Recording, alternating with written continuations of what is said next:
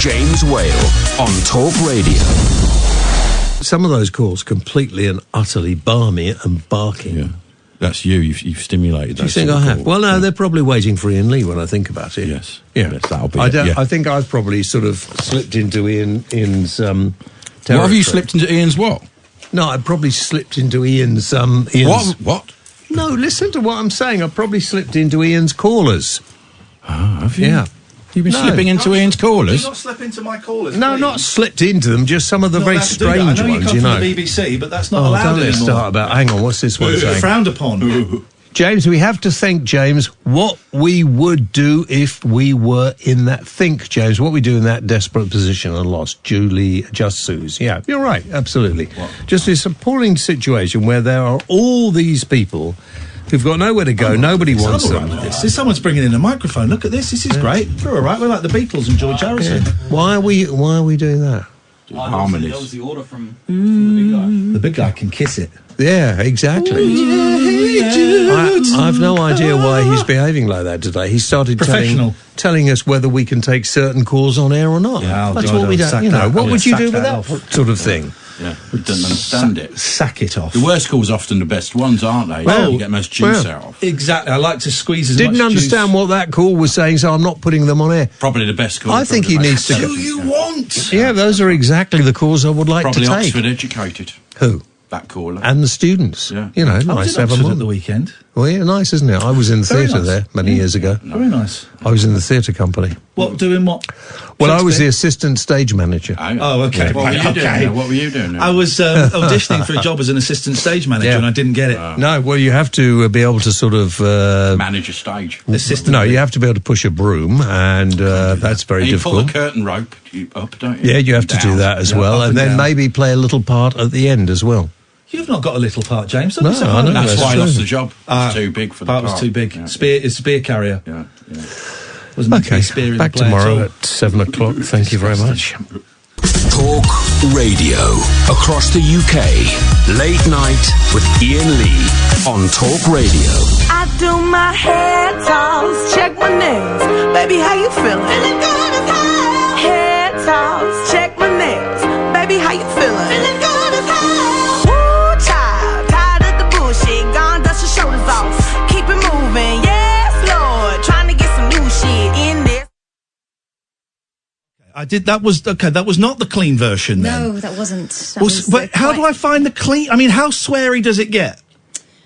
Right, let me look at the lyrics, because now I'm responsible for this. Now you've. Well, you're the producer. You should have checked it before. Well, I didn't know you were going to go there. You should have checked it before. You're the producer. You should have said, what music are you thinking of having?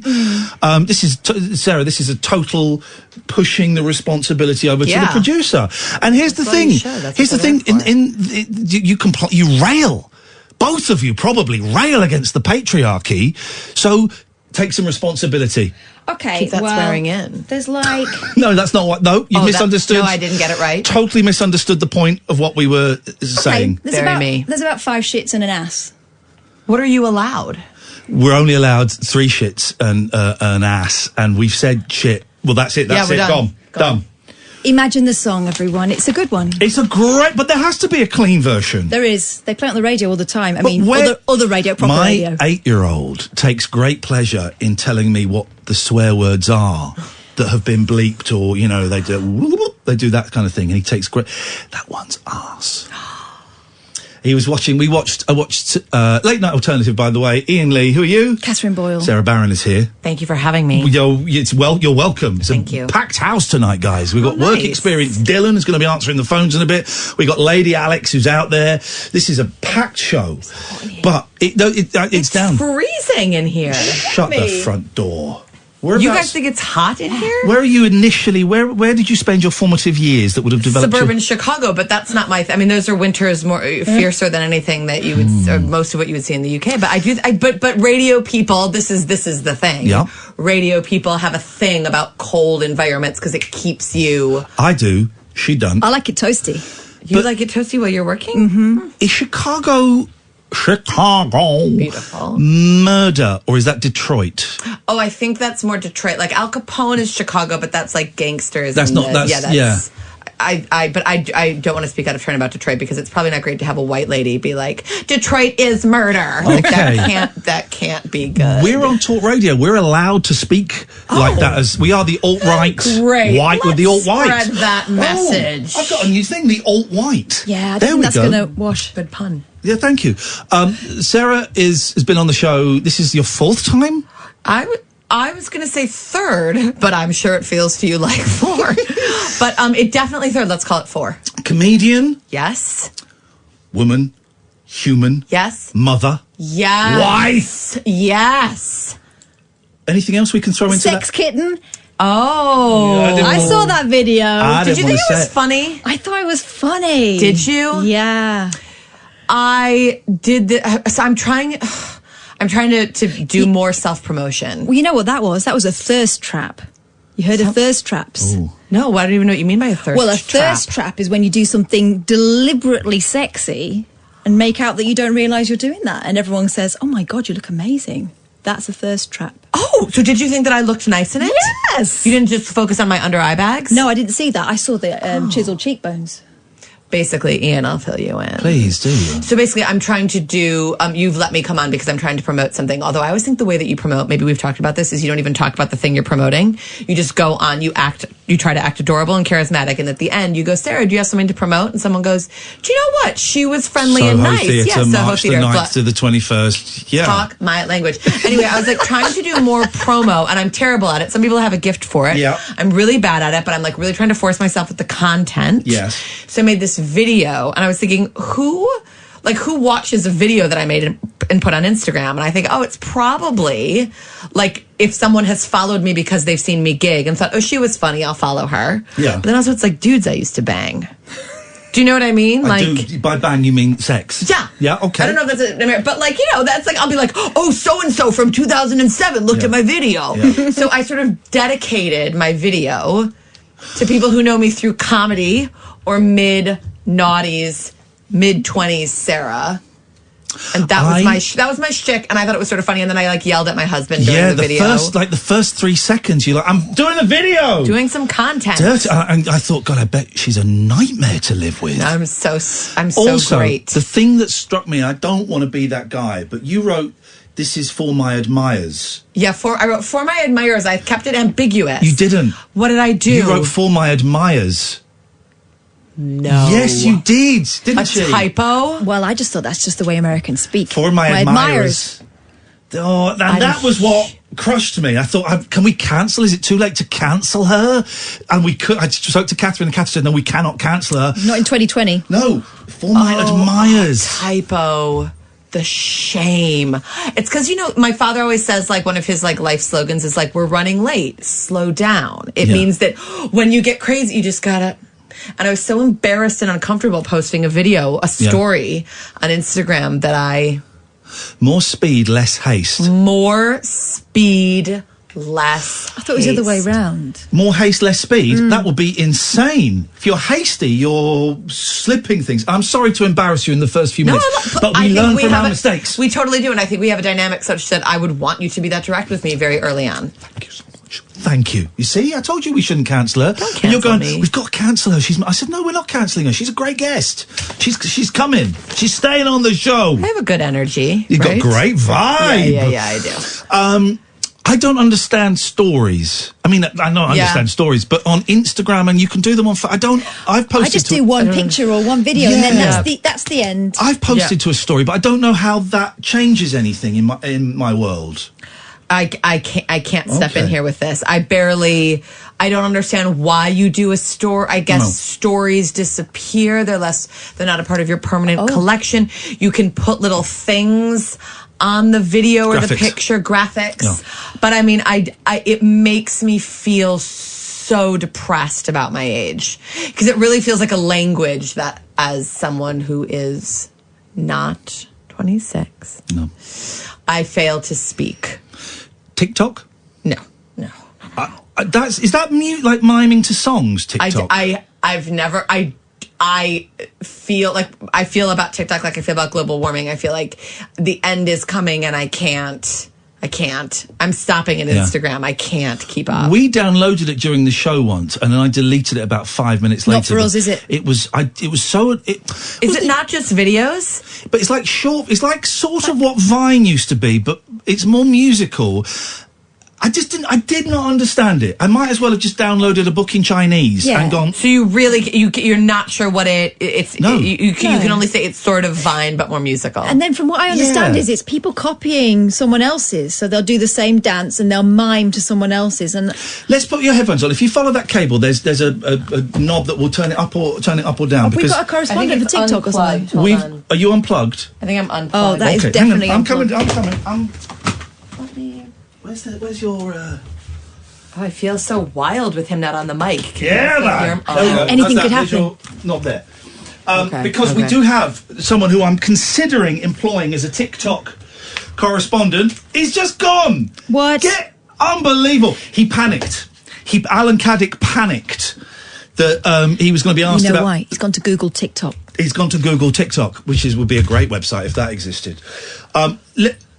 9th to the 21st of March. Yes, sir. Soho Theatre. Yes. We're going to plug plug it. Plug the ass out of that. Are you worried that you will catch coronavirus from one of your fans? Oh my God. Oh, you've not considered that possibility? No. Want to cancel it? Yeah. Because we're purposefully doing half-empty shows now because of coronavirus, aren't we? We're doing a show at the Glee Club in Cardiff. We've sold 61 tickets. It's this Sunday, 61 tickets. It's great. It's a great turnout. It holds 460. Yeah. I know all about Cardiff Glee. It's a stand-up club. Yes, man. We are screwed. No. I think we're being clever. Wait, is this what's happening? Is that people are not coming to things because of the coronavirus? That must be it. But I'm not asking that facetiously. I don't know. I wouldn't be surprised. Up until I have been cautiously watching coronavirus, just watching it and seeing how it develops. And I've been washing my hands more. And how like on a scale of 1 to 10, where do you fall on the hypochondria scale? Oh God, he's way up there. Oh, are you? You get a little? No, I don't get a little. I thought I had stomach cancer because I had blood coming from my anus. But that's a real thing. That's a real thing. Yeah, like you're supposed to. And what did it turn out to be? It turned out it was stress and anxiety. Oh, you poor baby. Thank you so much. That's I'd tough. like to work with you. Well, I think I said that last time. I think we're pretty similar, actually. Yeah, except you're... You would tire of her too. You're negative and she's positive. Got that American vibes. I'm like the new one. It's She always is easier for with now. the new one, Yeah. right? It's like when they got rid of the original Jan Brady and they replaced her with fake Jan, as she unfortunately became known. You could be my fake Jan. Fake Jan. I would never do that to you, Kath. No, I know you wouldn't. Well... That could within a heartbeat. Within a heartbeat. Yes. I'd never. So you have you don't feel that you have the hypochondria too, but you're like, he's got a little bit. He's got it terminally. Do you have it? No. So you're not worried, you're worried. Is this a good summation of where you guys are at? But in terms of coronavirus, I haven't been worried. Then I had a really nice chat with my boys who were 8 and 10 over the weekend. I said, what do you think about this? And they were kind of cool about it. But then the news today is basically that we're all screwed. We're going to get it. That was the news today. The government has said, yeah, you're all screwed. You're all screwed. You're all going to die. So well, we're all going to die of something. Wait, they're not. They're all saying we're all going to get it, right? Yep. Yes, young and old will die, which is good because I think that levels the playing field. What a little constitutes young? Like maybe TikTok. TikTok. Wait. So basically, TikTok's out. Facebook is on its way. Okay, cool. Oh God, only Twitter left. Yeah. Jeez. We don't want to speak to Ken. We don't want to speak to Holy Ken. It says on my screen, Ken thinks coronavirus is a sign of God's judgment of the sinful world. We knew you go. would. Jeez. Do you know what's so terrifying is that I read a book that was excellent called Station 11, and I must have read it in November. And what it's about is a disease that comes out of Georgia, the country, not the U.S. state. Mm-hmm. It's called the Georgia flu. And everyone in something like 99% of the population is dead in a week. and it was very scary, and it was done in a very realistic way, and this coronavirus stuff. But half of the people who get it get rid of it. So 50% die. No. That's the stats you just given. No. I'm not talking about get rid of it. I'm talking like they get it and then it's gone, right? Like 50% of the people. No, I think they get it and then they're just fine. What happens to the other 50%? They keep it, but they're not all dying. She's making me feel worse. I don't think she's a real doctor. You guys, this is Dr. Sarah Barron, right? From the neurology unit. the MD from Guy's Hospital is here. Here's the thing, because there was Peter Andre. God. Peter Andre has sadly passed. No, he hasn't. Peter Andre was at an event, like a signing or an after show or something, and there were posters put up in the venue saying, notice, due to the recent cases of the coronavirus, do not have any physical contact with Peter Andre. Please do not take any selfies with Peter Andre. Well, he's got it, you think, then? Well, but then Peter Andre came out and said, this is what Peter Andre said, okay, I'm from Australia. Okay, this must be a wind-up because I hugged everyone I met. People were saying to me that they had been told not to touch me and that there were signs. South Africa. I thought... You started out well and you veered. Please don't. It was fun. It was the timing was so strong. I thought they were joking. Here we go. Brilliant. I am now officially a diva without being a diva. On a serious note, though, don't touch me. You seen that? So he says it was cool touching me, but actually don't touch me. So what is going on in this world? Can we touch... Right, this is what we need to establish. 0344 499 1000. Who is allowed to touch Peter Andre anymore? We touch Andre. That's the question on everyone's lips. Oh, I should say, you can phone in, by the way. Sarah's here for the first hour, and we'll just chat as we do. But if you want to call in and do your normal nonsense, 0344 499 1000 is the telephone number. I am starting to get a little bit aware of the coronavirus. I'm not panicking. I think it's our duty as double award nominated broadcasters to not. Thank you so much to not panic. I mean, it's my name that is on the thing, and it's my generosity that includes. I'm so sorry. I forgot your name. Your boss. There we go. Good. Boss. Okay, we'll discuss that during the break. So I'm double. Anyway, that's fine. I've got you're my plus one. This is an outrage. Have you bought a dress? I'm going jumpsuit. Ooh, tight. Yes. And are you wearing a tuxedo? No, I'm wearing the same suit that I wore 2 years ago. Nice. Yeah, for the thing. I bet you're going to look really nice, you guys. We're going to look like a hot couple, and people are going to say, you guys should get married, and we'll go, not a chance. But please let me finish what I was saying. Please get on with it. Please, can we go to a break while I tell her off now? Late night, Iain Lee on Talk Radio. Catherine, can you just say that one more time? I said my kids are disgusting. I know we're all washing our hands, but my kids, I don't think they are. 0344 499 1000. I think it's our responsibility not to create panic, is what it was saying, because it would be so easy to come on and go, hey guys, we're all going to die of this coronavirus. And people listen to the radio and they take what is said as fact when it could just be opinion, and it has the ability to scare people. But on a serious note, we are all going to die of the coronavirus. No, Great. I'm starting to become a little bit... The stuff the government was saying today... has made me just think, okay, well, maybe this is going to be something. This isn't going to be swine flu or bird flu. Yeah. Or one of those ones that came and went and was nothing. Yeah, do you think it'd be more like norovirus? Yes.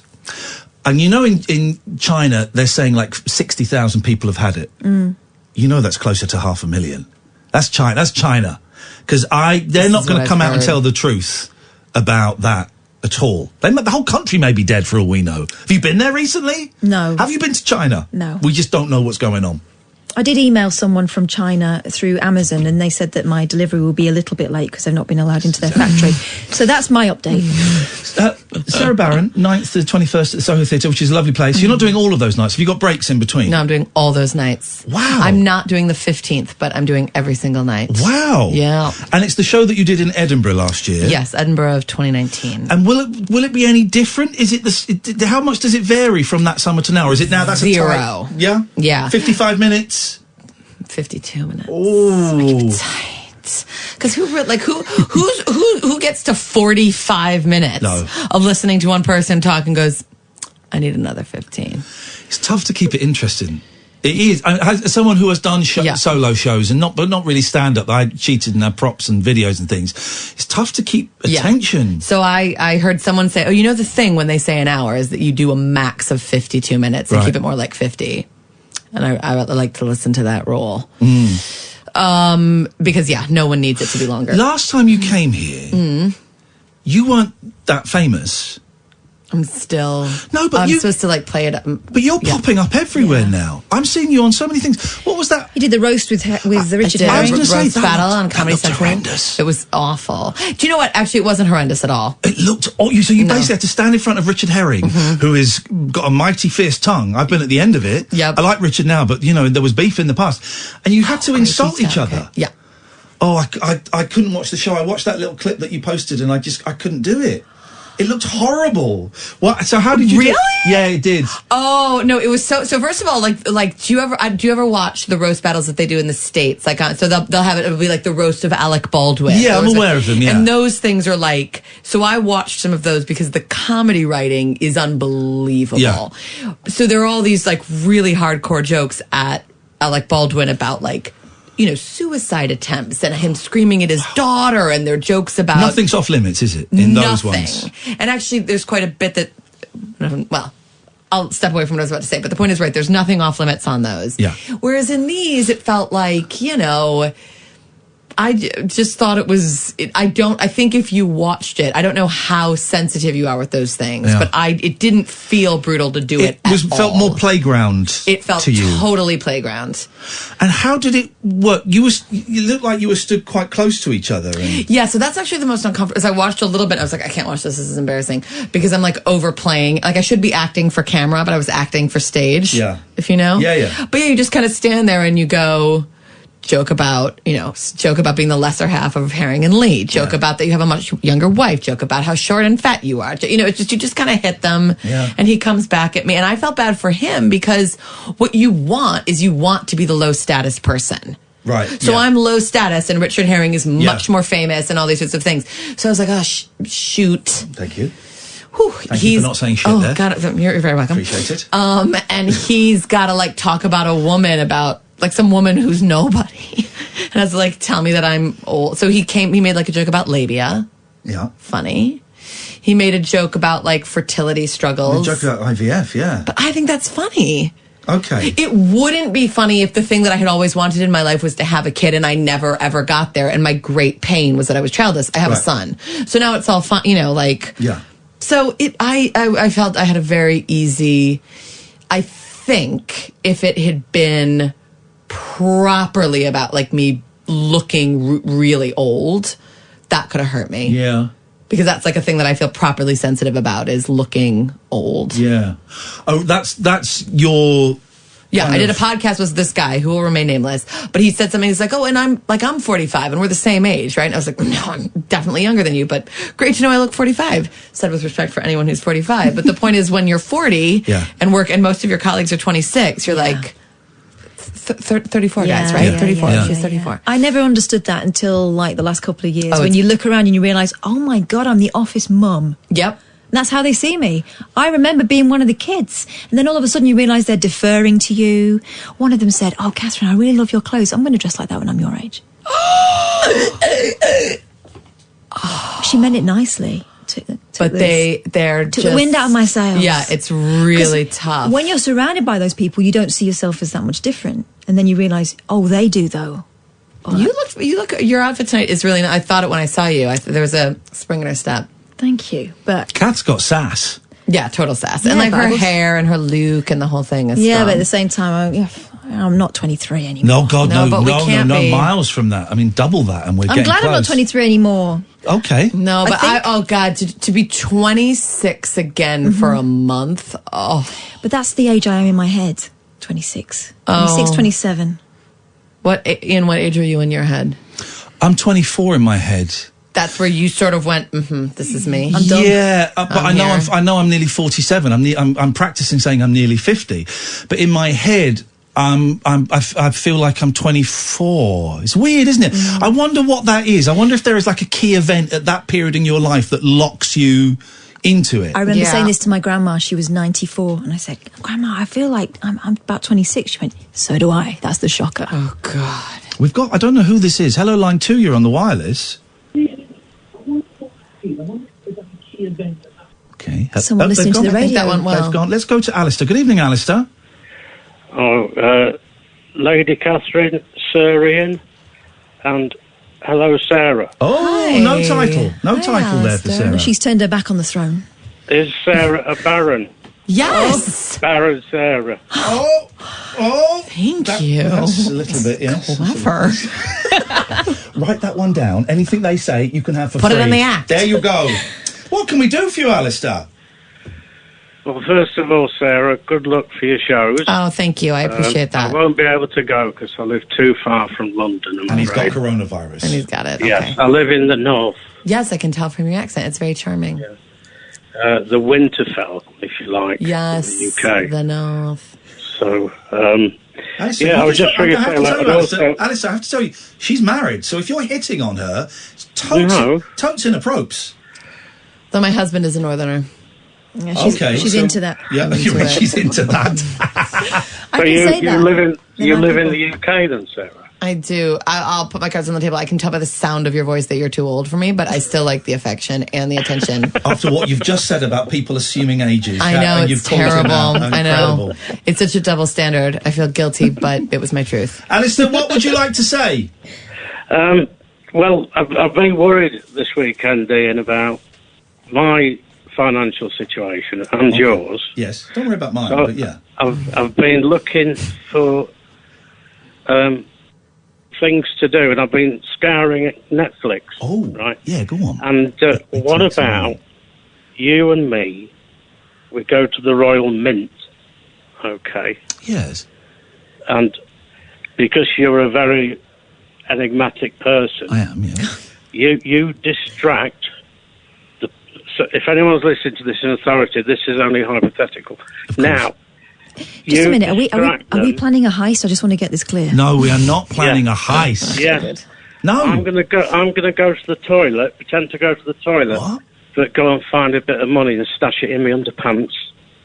There won't be money in the toilets unless you're trying to earn it in the toilets. What is this complicated rent boy plan, Alistair? I say I'm going to the toilet, but I'll actually have a look around, see if I can find a bit. So you and me rock up at the Royal Mint. They recognise me because I was on I'm a Celebrity. I'm chatting to the person behind the desk, and you go, "Oh, I'm just going to go to the toilet." Then you go into the Royal Mint and steal money. Yeah, Catherine can come as well if she wants. Oh God, yeah, it sounds legit. I'm in. Does actually sound like a brilliant idea. now I think on it. All right, Alistair, we're off on Wednesday. How about then? I can make Wednesday. Thank you. Nice one. No, oh God, no. Thank you, sir. Thank you. Great. That's all sorted. Yeah. You should do it. I'm going to say something. I was going to say a sentence that annoys me when people say it to me, but I'm going to say it to Love you. these. Yeah, I'm ready. You should do a radio show, as if people say to me, "Oh, you should be back on telly." Okay, I'll phone Channel 4. Yeah. Well, let's say you should do a radio show. What I'm trying to say is, I'd listen to you. Thank you. I would listen to you. Thank you. And can I can't. Maybe I wouldn't actually. Yeah, after that. God, did that just take a dump Audition all over failed. that compliment? Jesus. Everyone has a podcast, right? Because everyone can't do radio. Yeah, So when they can't do radio, they do a podcast. So, but I do think, Ian, my dream is to interview people. Oh, you'd be so good at that. Like it would be my dream if I could just sit and really, like, it would have to be a sort of, I'm going to mess up, but the no holds barred? Barred? Yes. No holds barred? No holds barred? No holds barred. But if I could really ask them, if I could just interview people who would come ready to play and be like, we're not going to talk about your job. I want to talk about your job. Like, I got some personal questions. Yeah. Get into it. It's my whole dream. Yeah. You don't do a podcast now, do you? It's something's in the works. But it's so nothingy that I can't even talk about it, but we'll talk about it off air. But I want it to be good, but it could be a poop pile. Okay, well, when it's out, come back on and plug it if we still have a job. If you still have a job, also a funny thing was that you and my husband is friends with both of you. Yeah. And I have said to him at certain points when I've been like, oh, I'd like to go back on the show. And I'll say to my husband, I'll be like, when Iain says you're welcome back anytime, what does he mean? Yeah. And my husband went, once a year. No. Your husband's a piece of trash. He's sabotaging you and us. Your so I was husband like, do you think I can? He's like, no, you can't. That I can only come once a year. Let me say, what he told me. Big G. That's what he told me once a year. He's trying to crush you. He's trying to sabotage me. He's Bradley Cooper. You're Lady Gaga. Yes. Oh my God, I cried when that film because I was like, I'm Lady Gaga and he's Bradley Cooper. Yeah, I didn't want totally. to say. He's trying to crush you. I'm hoping it doesn't end like that. No, but he's trying to crush you because, let's be honest, your star is in the Ascension. She's ascending, he's descending. I didn't want to say it. I did the hand movement, but I didn't want to say it. Yeah. I don't want to be responsible for him feeling bad. No, here's the thing. When me and Kath say you're welcome on any time. Yeah. Properly, if I have something where I'm like, ooh, I would like to go do a thing, you'd let me on. Even if you're just round the corner doing something else. Really? You are welcome to come in. Okay, Anytime. I'm going to tell him that you said that, and then we'll reassess a game plan of what you really mean when you say it. Seriously, that's what we really I think mean. he means once every 2 years. Because here's the deal with us. We don't invite people in. No. Because it's too, I don't want to, talk about, but you have to have a nice, right? There's got to be a good, you have to have someone who's going to talk. We only have people in that we like. We never really, we get all the emails, oh, such and such has got a book out, such and such. Very rarely do we go with that. We have our friend Saffron from Republica in because I like her and I'm a bit worried about her. So when they had a record out, it was like, yeah, come in, we'll have a chat, definitely. You're obviously doing the show, but it's great to have you in. Great so to be you're here, welcome yes, to be thank here. you. But generally, it's just people that we like. We ignore most of the PR emails and we get people that we like. We don't just have someone in as an excuse to have someone in, do we? Because if someone came here ready to plug in a hard and heavy way, the vibe would be very weird with you two. I tell you what, we had the Face Man from the A-Team in, right? Oh, I've never seen the A-Team starring... The Face Man, Dirk Benedict, Okay. George Peppard, Let me Mr. get you T, a Google image. You'll Dwight know Schultz. this. Mr. T lives near my hometown, that's all I'll say. Are you saying he's a murderer?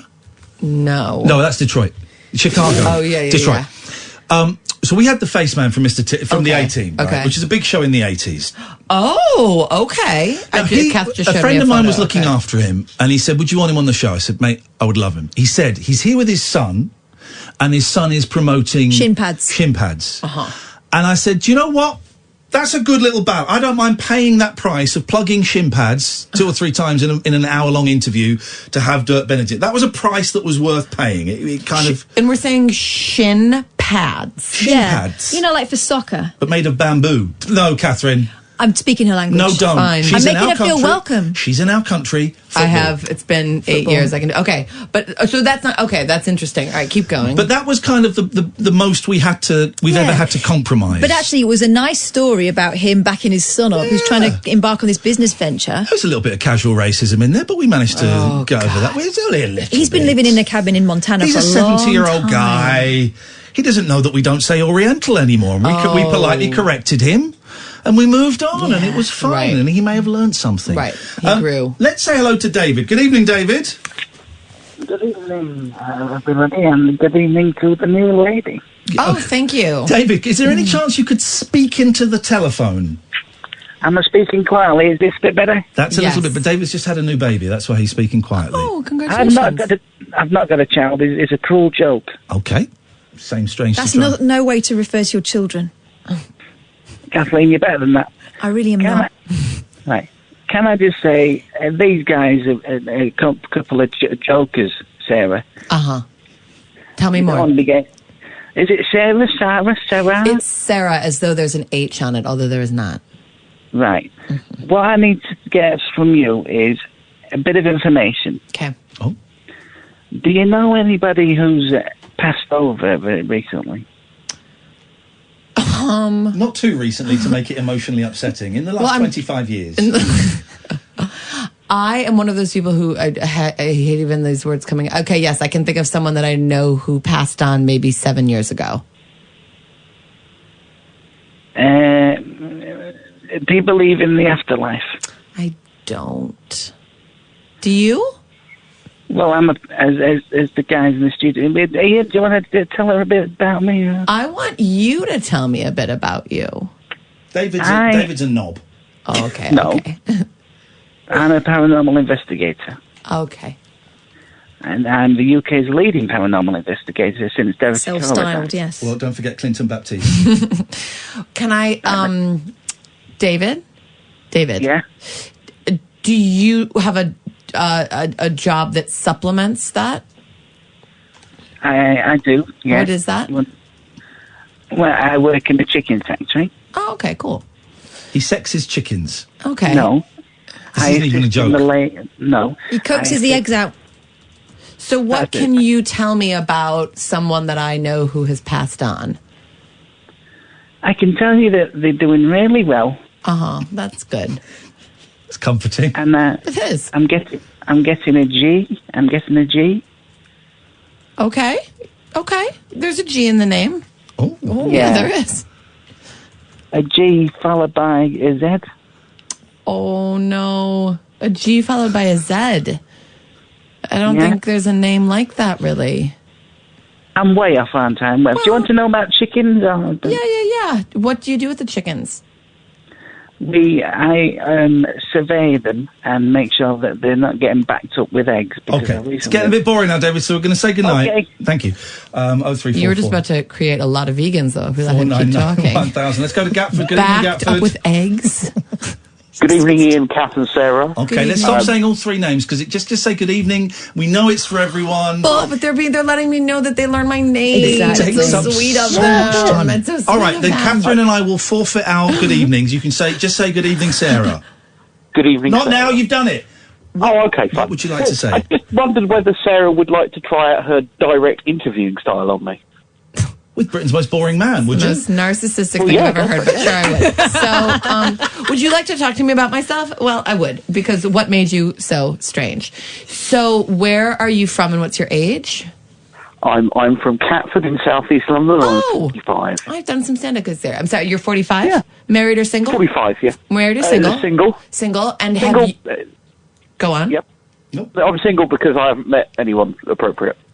Well, the thing is that's what we'll get into if I can do my ultimate podcast, is that there is something actually up with you that means that you've been single the whole time. It's not about the fact that you haven't met the right person. This guy's only got 9 toes. Yeah. There we go. Yeah, What's the longest long-term relationship that you've had? 3 months. Okay. Your parents are they? Yeah, sorry?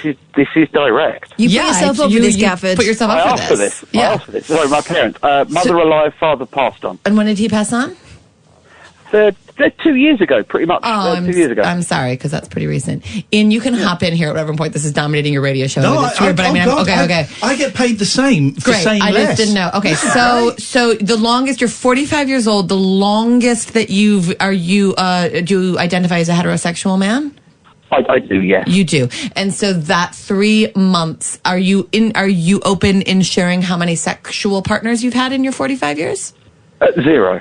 0. So you're a 45-year-old virgin. Yep. I'm happy with that. And what do you think, if I said to you, that's a really unique circumstance, what is your opinion of what has gone on in your life that's led you there? What would you tell me? Well, I'm a Christian, so I don't believe in sex before marriage. So that part of it is kind of a given. But also as well, it's never come up. Not to say anything rude. I've never been presented with the option. Do you masturbate? Is the Pope in the woods? Right. Okay. Did he say is the Pope in the woods? Yeah. Okay. By the way, I've been speaking to Gatford for 15 years. I didn't know any of this. This is the most... You're incredible. Right? I mean, I just wanted to say. This is the most you've ever done. That's what I was born for. Okay, Wow. So this is a really interesting guy. So do you know... and I'm assuming you don't know, because you don't... I think what's really interesting is that for most people, even if you don't believe in sex before marriage, the people do other messing around things. So I'm wondering, do you think you have an average level of attractiveness? No. Are you less than average in terms of your attractiveness? Yeah, I would say less than average, but not ugly. Okay. Do you know what? That was you had such a clear sense of that I feel very confident that that's a very fair assessment of your own looks. Ian and Kath, do you agree? Yeah. So how, do you go on the apps? What do you do to try and meet women? I've tried the apps, but get scared off because they're mostly populated by very confident women. And what is difficult for you when you think of what scares you when you think of a woman being quote unquote very confident? That I'm not, and therefore it would be, I would either get involved in someone that I wasn't really that into or to get trapped in something or like that. Do you feel scared by the idea of having sex with someone? Possibly, but not 100%. Not that's why I don't. But just possibly, I suppose. And it's such a never really considered it. Have you thought about joining on a scale of 1 to 10? This is my next question. On a scale of 1 to 10, how bothered are you by the idea of a life lived totally alone in a life of virginity? 1 is it's so devastating you're going to kill yourself tomorrow. 10 is you genuinely don't care and you have a very happy life. 7. That's great. It genuinely, it's a 7, and possibly the older you get, it's rising rather than dropping. Yeah, I can see that because other things are more important. Do you have siblings? Yes, one younger sister. And what's her story? Is she married? She's married for about 6 years. 8 years, and I have a 6-year-old nephew. And does your mother and or your sister know about your virginity? Yeah, both. Both do. And is your sister equally religious to you? No. So is that something that you grew up with at home and you just held on to it and she didn't? Yeah, basically, she rebelled and I didn't. And what does your mom think? Because I know a lot of people I grew up in a really Jewish community, and a lot of the parents were very obsessive about their kids marrying within the Jewish faith. And then the kids get to be about 40, and the Jewish moms are like, anybody will do, just give me some grandkids. So now your mom is how old is your mom, by the way? She'll actually be 69 tomorrow. Oh, happy birthday to her. Thank you. Yeah. Oh, interesting. And your parents stayed married the whole time, I assumed, until your father passed absolutely. away. Yeah. Right, because from my mum was a teenager, at 17, right up till my father passed. Because it's so interesting. There are these people who won't have sex because of religious reasons, but most of those people don't wind up as virgins into their 40s. So why do you think did you have opportunities when you were younger and they kind of... No, I don't think I did. No opportunities. But also because I think I was possibly a bit scared and therefore didn't push any, didn't go... I didn't pursue any possibles, shall we say. See, now, if I wasn't too worried about keeping this interesting, because I have this awareness we're on radio, where I would really want to go deep with David. Go wherever you want to go. Well, Gatford. Gary, I'm so sorry. Go wherever you want to go. No worries. Well, no, I'm just thinking, I'm sort of living out my therapist fantasy right now, and I'm interested in so this is what you seem like such a nice person, and now I don't want to but okay, I've got a 4-year-old son, and I'm going to be really honest with you that if I think about him as a virgin at 45, that makes me feel upset. That makes me feel like he's not living a full and happy life. But maybe those are my own prejudices about us having to be in relationships. I wonder, do you think you're asexual? That's a diagnosis, like being bisexual or pansexual or homosexual. There's asexual, and I wonder, but it's not just that you are not interested in intercourse, it's that you've never had a relationship. Yeah, I mean, I don't know, because I have had lots of interesting women. Let's not say it's not. So I don't know. I don't suppose if I'm asexual more than don't care about sexual. I wonder what the difference is between those two things. Asexual to me is someone who avoids it. It just hasn't. I don't know. Have you ever seen a therapist? Have you ever seen a therapist? Yes, but not for this. Oh, well, what did you see a therapist for? Anxiety. Well, And do you which was not related to this. It was more work related. Oh, okay. So it was like there was a what do you do for a living, Gary? I work for the NHS. I'm an administrator. Oh, wonderful. Is this still on air? Yes. Yeah. I think so, yeah. I wonder if people are finding it interesting or boring. Can I give you some feedback from Twitter? Well, not if it's going to hurt my feelings. It's not. Okay, yeah. Dave says, so Sarah Barron absolutely ruling it on the show. I assume Ian and Kath have gone for pizza. Nick says, okay, I want to listen to Sarah's podcast now. Brilliant. Dev says, this is fabulous. I've just shelved a De Niro film to listen to this. And the phone lines start to fill up with the next guest to be interviewed on Baron. Oh my God, I meant for it. And Andy Baron says, is a great name. Andy says, what a lovely voice Sarah Barron's got. I could listen to her all night. Sign her up, Talk Radio. And Candy says, this is genius. And Sit Stan says Sarah should work for MI5. Oh my God, I'm having a star turn. There's not one snarky comment there. Really? You're not even editing out? There's not one snarky comment. Because this is the reason Shut up, Gary, we're talking. I'm joking. But the reason I asked is this on air because I was feeling the same. Like I feel like I'm just having a conversation with Sarah, and there's no one else around. But no, this is what I think. I think that people, if they talk in an honest way, it's just really interesting to people. And I think, so what I think is that, there's always some weird business. I don't want to refer to you like you're broken if you're at a 7 for happiness, because maybe I'm only at a 6.5. So who am I to be telling you that you're unhappy because you're a 45-year-old virgin? But we have such preconceived notions of what that would be in the sort of isolation and sadness that I do feel like, regardless of whether or not you're happy, which I kind of believe that you are, because it's very bold to share this on air, and it does make me think that you have some kind of interesting level of confidence that must be very real for you, that you're not just saying you have. But I also think something happened to or for you that has meant that you've come out this way while your sister's living, if I may use the offensive term, a much more normal life. And I'm curious in what that, and I want to know what that is. That's what's so interesting about siblings. Do you know what I mean? You're like, oh, they shook out in a different way. Why is this the one?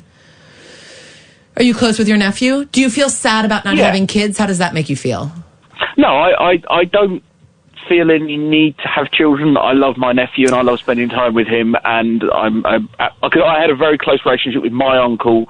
So being an uncle is fantastic. That's probably, I think that's as much as you have to give. I think sometimes I only have one kid and I wanted to have two, but after having the one, I was like, oh, I don't have as much to give as I thought I did. Oh, okay, we're done here. And I think with nieces and nephews, it's so great because it's so much love, but they don't suck the life out of you like a kid does. And I think hand them back. You hand them back. And I think for some reason you need distance from people. He needs a little distance. Gary needs some distance. Yeah. Gatford, we need to go and take a break. Thank you so much for that, mate. That was absolutely fascinating. Great. Thank you. Rachel says, as an asexual, not a virgin, but I kind of wish I was. This is such an interesting discussion. I don't think many people understand what asexual means. I don't understand it. We're just not interested. You're just not interested. You're brilliant. Let's do a break. And then we're going to have a little deconstruction of what just the hell happened. And then you and me might go home a couple of hours early, Catherine. This is Talk Radio. Great. Late night, Iain Lee on Talk Radio. 0344 499 1000. Sarah's here for another few minutes. That was brilliant. This is great. I mean, I was living out my fantasy.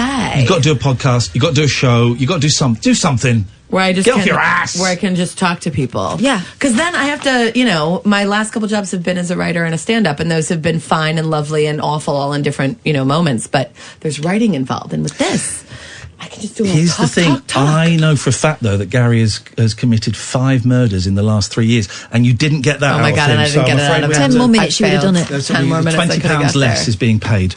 So the show, right. So I've just, you may have seen me typing while I was talking. It was partly because I was sending out some emails, doing my tax, VAT's coming up, great. updating my Facebook status. I was just checking on the video camera at home to make sure the cats were all right. I was also tweeting ticket links to your show. What a guy. The Soho Theatre have just retweeted. I love it. It's such a, which room are you in at the Soho? Cabaret bar downstairs. Oh, that's where we saw the nice one. Tim Heidecker and Neil Hamburger. Yes. Now. That room is great. It's gorgeous. Yes. The week before you got in contact with me about coming on the show, yes, your husband got in contact with me and said, "Oh, would you come to the show? And if you're coming, will you come on the same day as me and we can all go together?" Oh, God. But what he didn't do was say, "And can Sarah come on your show?" And now I'm thinking that was the hint, wasn't it, that I missed? Yeah. Yeah. Damn it. Just tell him to ask in future, or you. Oh yeah, It's so sad though. He reaches out to all these people on my behalf. It's all so pathetic. No, it's not pathetic at all. I was excited you wanted to go out with this. It's one of the things that we learned when we went to New York and we interviewed loads of podcasters and people from WFMU. That's right, isn't it? And comedians and stuff. Is how great they are at self-promotion and publicity and selling stuff. Yeah. And starting off their podcast with going, "Thanks for downloading this. This is great. If you want to support this, then if you can buy our merch and then if you go to this," and it's great. And we're still not brilliant at it, but we're better. Yeah. There's no shame in selling. No, I don't think there is. But what I think it is that you have to find your groove. And I've just never been able to find my groove in that way. In terms of promotion, because you found your groove as a stand-up. Yeah, I think, if I may, I think like that I kind of, that I have found my groove, but I don't, whatever that is, where people kind of are like, yeah, come on, I'm working my tail off. Like, let's get, there's no, even, and some people are like hilarious and they can be really funny at it, but plenty of people just hit it with a straight bat and it's still like, yeah, I'll be doing this thing. And I've never, and what I want to try to do is try and, I want to find my way. I gotta do it because it's too relevant to people's success these days. Like, I'm just like, but what if I can just learn to kill in the room and this, and it's not enough. Well, that works that night in front of those 100 people, 150 people. But yeah. They'll spread that. Some of them will tell their mates, but that's that night done. Yeah. It's then what you do for the next 3 weeks, what you do for the next year or so. It's tough. Yeah. Soho Theatre Cabaret Room is a great venue. It's so good. Love it. Yep. 9th till the 21st of March. I've just tweeted the link. Sarah Barron, Sarah S-A-R-A, Barron, BARRON.com is the website. Or just go to the Soho Theatre or just Google it. Just Google it. But what are we doing all the work for you for? Crying out loud.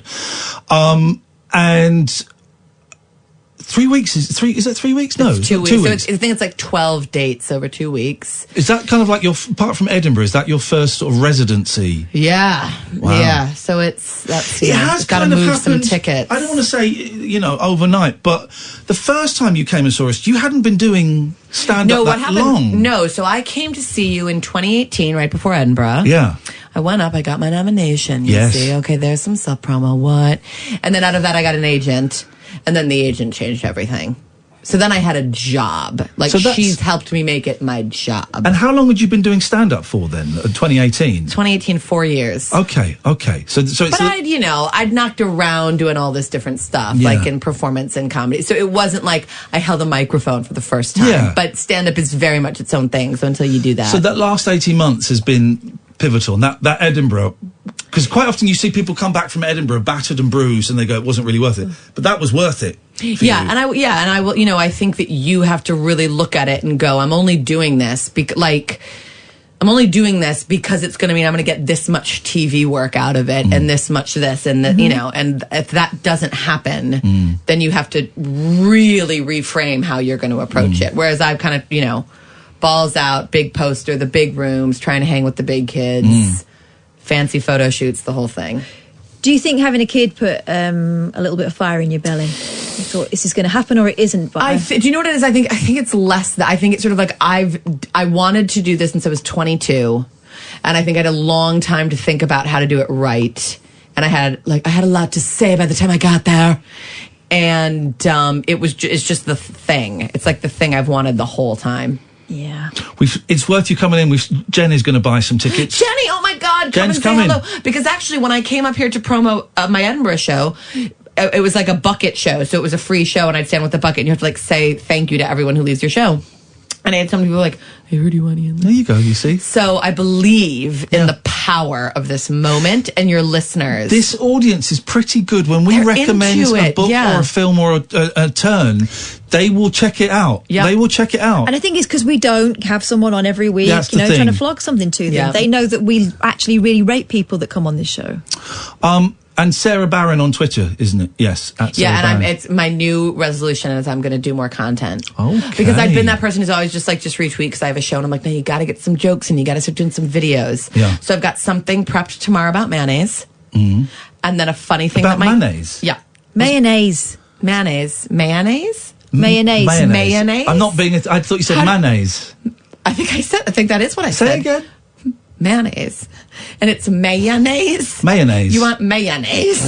I want some mayonnaise. You want some mayonnaise on on your chips. You want some mayonnaise. Mayonnaise. Mayonnaise? Mayonnaise. I was going to let it slide and I thought, I have to ask because I've missed something. She had the admirers. So now she's got the mayonnaise. Yeah, I think I say mayonnaise. I didn't realise you'd had a car crash a few years ago and suffered some kind of brain injury. I also used to say restaurant. But it kicked that My one mum out. says, there's a lot of mums from my generation say theatre. Theatre. I'm going to go to the theatre. So common and everything else. Mayonnaise. March the 9th, the 21st, the Soho Theatre. It's a great venue anyway, and the Cabaret Room is just, it's wonderful. I've seen some great acts there, and it's not too big, and it's just got a really nice vibe to it. It's one of the great rooms. It's lovely. You are welcome back any Thank you. time. I'm gonna message and be back in July. We may not have a job in July. I think you're going to. We're safe until the end of June. We know that. Beyond that, where would you go? Well, to sleep. I don't know. That's when our contracts run out, and who knows what's happening to the station. Let's see what happens. But you're let's not kill welcome, the vibe. and that is not shorthand for we'll see. It's like okay, whenever you want. Ignore that voice. That my husband that I live with. That is not in my head, but rather something someone says. We will be back after the news. 0344 499 1000. This is Talk Radio. Talk Radio across the UK. Late night with Iain Lee on Talk Radio.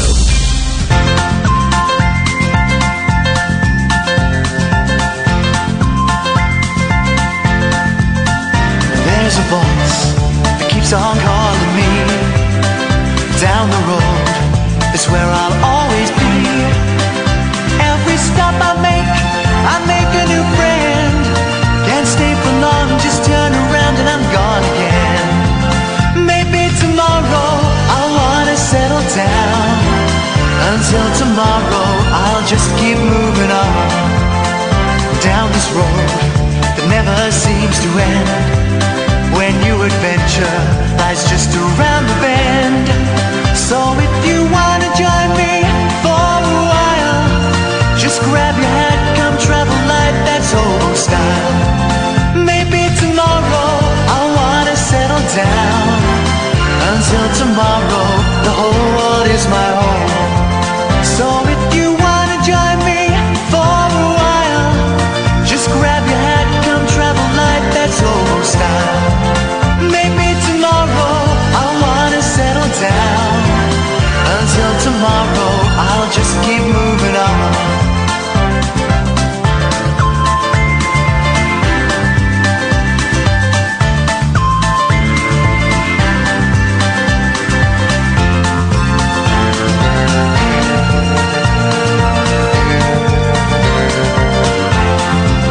Maybe tomorrow I'll wanna settle down. Until tomorrow, I'll just keep moving on. There's a world that's waiting to unfold. A brand new tale no one has ever told. We've journeyed far, but you know it won't be long. We're almost there and we paid our fare with a hobo song. Maybe tomorrow I'll wanna settle down. Until tomorrow, I'll just keep moving on. So if you wanna join me for a while, just grab your hat, come travel light, that's old style. Maybe tomorrow I'll find what I call home. Until tomorrow, you know I'm free to roll. Hello, dear listener. Thank you to Sarah for that. She's absolutely fab. And that bit, if you missed the bit with Gatford, thank you, Gatford, for being so honest. And that will go in the podcast. This is the Late Night Alternative. I'm Iain Lee. Catherine is seeing our guest off the premises. We have a work Ian with us. Who are you? Could we have this microphone on, please? Who are you, boy? Dylan Angel. Thank you very much indeed. Now say it with confidence. Dylan Angel. Now get closer to the microphone. Dylan Angel. Not that close. You were just telling me. I'm just going to move your mic a little bit, so it's because they're. Yeah. Although they look slick, they're not. I've got better microphones at home. So just tell me, you said you had some kind of bet with your mum or something. Yeah, so she keeps on coming up with phrases and sayings that just doesn't make... So you've got to get a phrase on the air? So, yeah, I made up my own phrase and I'm trying to make it Come a little bit closer. Come this close. I've made up my own phrase, yeah. Right? And I'm trying to... It's not a very good phrase, but they didn't think I could get you to say it in, like, a conversation. Just tell me to say it and I'll say it. Does that count or is that cheating? Well, I mean... Is it rude? No. No, it's like, a metaphor for if something's pointless or I made it up in like 2 seconds. Yeah. But it's a metaphor for whether something's like pointless or not. Yeah. And it's it's really bad, but it's like saying it's a bit like trying to pull the stalk off an apple, which doesn't make any sense, but I keep on using it. I'm not saying it's like trying to pull a stalk off an apple. No. I refuse to say that. Now listen, you're a young man, and we don't need to know how young you are, but you were smirking when the three old people in the studio were trying to work out what TikTok was. I don't get it, man. I do not get it. We downloaded it on the show once, and I deleted it after 5 minutes because it looked rubbish. What is it? So it is a tiny bit like if Vine and Musical.ly had a baby. Yeah. Musical.ly is it was an app where people would like lip sync to songs. Okay. But they actually do like dances to the songs, but then a lot of TikTok is dark humor and don't like dark humor. No, but a lot of that is dark humor because that's what like millennials and younger people are into, but it's not all like dancing, lip syncing. But is there a thing about where, because I'm sure we looked at it and someone had made a video, but then just everyone was copying that video? Well, yeah, so what you can do is, and it's like to get followers or whatever, if someone makes a video and it goes popular, you can use the audio from that video, or you can duet that video, which is where you have that video on the left, and then you will be on the right. And people do that, for funny, because there was a trend called the Zoom trend that went out. God, I hate trends. It was a song, and at the end of the song it goes zoom like that, and then the person sitting down, like you wouldn't see the end of their legs, and they'd have someone pull their legs. Okay. So they just like zoom out of the camera, but then on the left someone would duet it and have them falling into like a hole. Okay. Yeah, and it's just like the comedy through that. What's the next big thing, Dylan? Because I want to get in there early. I want to get loads of followers. I want to get money. I want to make money out of it. What is the next big thing that us old people don't know about yet? Dancing on TikTok's quite big at the moment. I don't want to do dancing on TikTok. Well, that's what's popular. That's what's popular now. Listen to the question, boy. What is the next big thing? Not what is the now. I know what's now. It's MySpace, TikTok. What is the next big thing? It's hard to say. These trends just blow up and they come up and then they go, just like fidget spinners, Never fidget spinner. You were well into fidget spinners. Yeah, everyone was. All right, Dylan's going to be helping us out all this week. So if you've got... Here's the thing. Catherine and I are both very, very old. But if you now have any specific questions about young people's trends, you can call us and Dylan can answer. Is that we'll make you a youth correspondent for the week. Yeah, that's good. Okay, because he's a work experience and we've got to find something, this is the easiest show to work on, so we need to find something for him to do. 0344 499 1000. By the way, you can call us about anything. I was saying this is always the weird thing. After we've had a guest, and Sarah was so great, after we've had a guest, it's always difficult to kind of get people to call in. And I don't quite know where to go with it. So we sort of just have to... Wait. Oh, I tell you what, as a young person, I was asking my boys about... You've met my boys, haven't you? Yeah. As a young person, and I was talking to them about this at the weekend, are you afraid of coronavirus, or are you not that bothered? Like I said, the whole dark humour is quite popular for younger generation, which of course I'm a part of. And, everyone was joking about that, whatever, being racist, whatever about it. But now it's actually... becoming quite a big threat. There's all these cases of it outbreaking. But are you scared? Or are you just like, it's not going to affect me? I think I'm somewhere, in between. Because at the moment, I'm not too fussed by it. But I think that I can be quite easily, if more cases, more stories come out about it. Because it is quite a big thing. I'm starting to get not worried. worried. But concerned. And I'll tell you why. I took my kids, who are 8 and 10, we went to Oxford at the weekend, and we had a great time. We went to the Natural History Museum in Oxford, which is lovely, really small. Yeah. Then there's a weird museum on the back of it that's attached to it.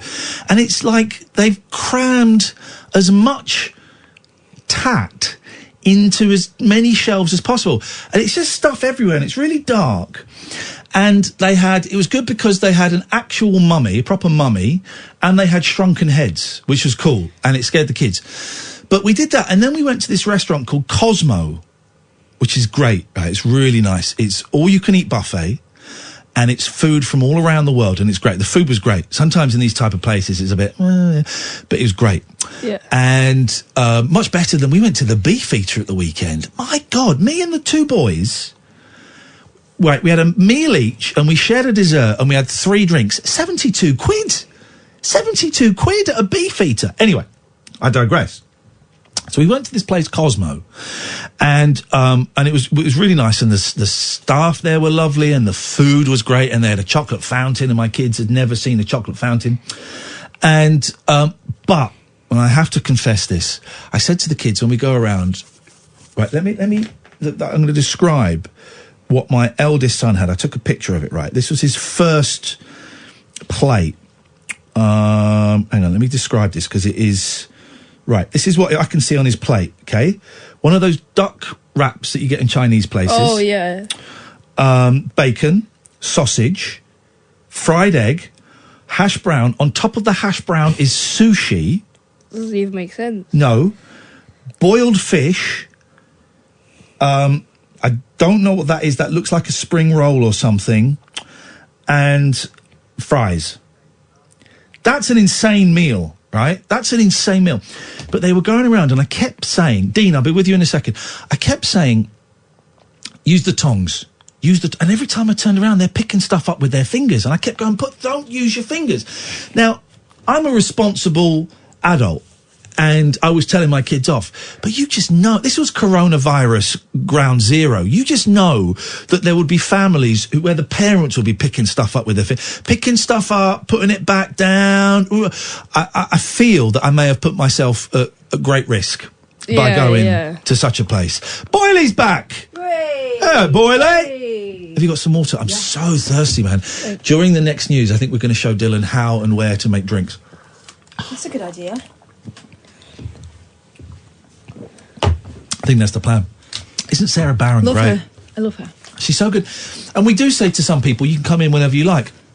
And it's not a thing. It's not a line. Here's the problem. Showbiz promises. Oh, this business is full of scumbags. So many other people, when they say any time, they mean within, Genuinely mean it. Within limits. No, we actually mean tomorrow if you want. If we say it, we mean it. That's the thing. But of course, people do think that show business, that everyone is so insincere, which a lot of people are. Mm-hmm. But I think that we have. I think she's great, and she's she's low maintenance. You get her in, and she's fun. I was saying to Dylan, she's just a perfect guest because she's funny and clever and sharp, and you and me can sit back and shut up. And when she said, I hope I'm not taking over the show, no, I'm enjoying this show that is happening in front of my eyes. Mm-hmm. That call with Gatford was incredible. He's been calling me 15, 16 years, right? And I like Gatford a lot, and we joke about him being boring and stuff. Sometimes his calls are a little dry, let's be honest, okay?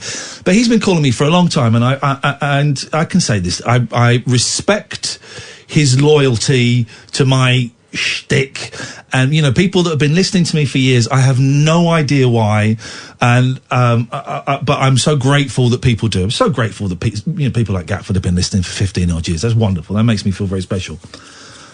I never got any of that stuff out of him partly because I would never her directness. Partly because she's American, maybe. Partly because she's a stand-up, maybe. Partly because she doesn't have the relationship with the long-term listeners and callers that we have, almost definitely. Also, this isn't her gig, so she can... He rang up and invited her to do so. Yeah. So... She got so much out of Gatford. It was incredible. Incredible. This is the place we're working at. We're getting loads of tweets defending Stephen Yaxley Lennon. So many tweets. No, thank you. Not on my watch. Not on my watch. Let's go to line 2. Line 2, you're on the wireless. Hi, it's Jackie. Hello, Jackie. You're live on Talk Radio. How can we be of service to you? Oh, fantastic. Listen, about the coronavirus. Have you seen, I don't know if you've seen on Facebook, people are sharing a post. Do you know the author, Dean Koontz? We talked about this last week. He predicted it in his book in 1981. He did indeed. Yeah. I was reading it before and I went, he said about the scientist, it was made as a weapon in a lab. Yeah. And then there was another post somewhere else that said this virus will become known in 2020. Yeah. Well, this is my thinking, As an Jackie, because epidemic. a lot of people have been saying, "Oh, well, Koontz has predicted this." No. This is my theory, and so just let me know what you think about this. I've been thinking about this a lot at the weekend. Koontz hasn't sold as many books as he used to sell.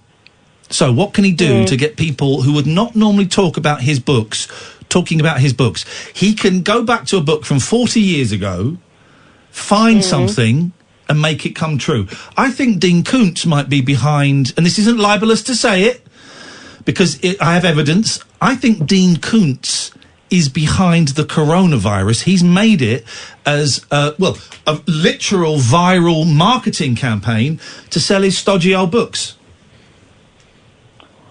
Yeah, very interesting. I mean, because he used to be as popular as Stephen King. It's not anymore, is he? But yet now suddenly we're all talking about him. Because we haven't really. No. He hasn't really brought anything to the, to the future of writing his books. But I read it and I went, oh my God, Yeah, I can't believe that. It has to be him behind it. Thank you, Jackie. It's a really interesting contribution that you make there. 0344 499 1000 is the phone number. Let's go to Dean. Good evening, Dean. How are you both? And welcome to Dylan. Hello. Yes, mate. Yes, Dean. I just wanted to share a story with you that happened on Saturday in Oxford. I was in Oxford on Saturday. On Saturday. Yeah, my partner and I went shopping on Saturday, which is not unusual, but we had lunch in Brown's, and then he wanted to go to one shop and I wanted to go to another, and we said we'll meet back at the car at 3 o'clock. Well, I got back to the car at 3 o'clock and it was gone. What had gone? The car. What do you mean? It had gone. And I thought, oh my God, somebody's pinched the car. Yeah. That's what I thought. So I waited and waited, and my partner didn't turn up, and I thought, what the heck's he then, Yeah. I phoned him, and he said, oh, I'm at home. What? I said, what? He said, oh my God, you're in Oxford. I said, yes. So it was quite funny. He did come back and get me, but I was outside a coffee bar, and I was... It was pretty cold and that, It was cold in Oxford on Saturday. It was freezing, in fact. And a little bit of rain now and again, wasn't there? Anyway, I was sat there and I was thinking, oh, freezing. And I couldn't get into this coffee bar because there was a step.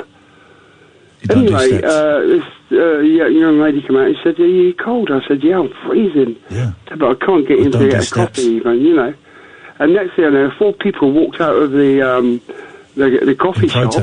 Lifted me up in my wheelchair. What? And carried me into the coffee shop. Well, hang on, Catherine, before you do aren't people... Did they ask permission? Maybe you didn't want to go in there. They did. They said... They didn't let you out, though.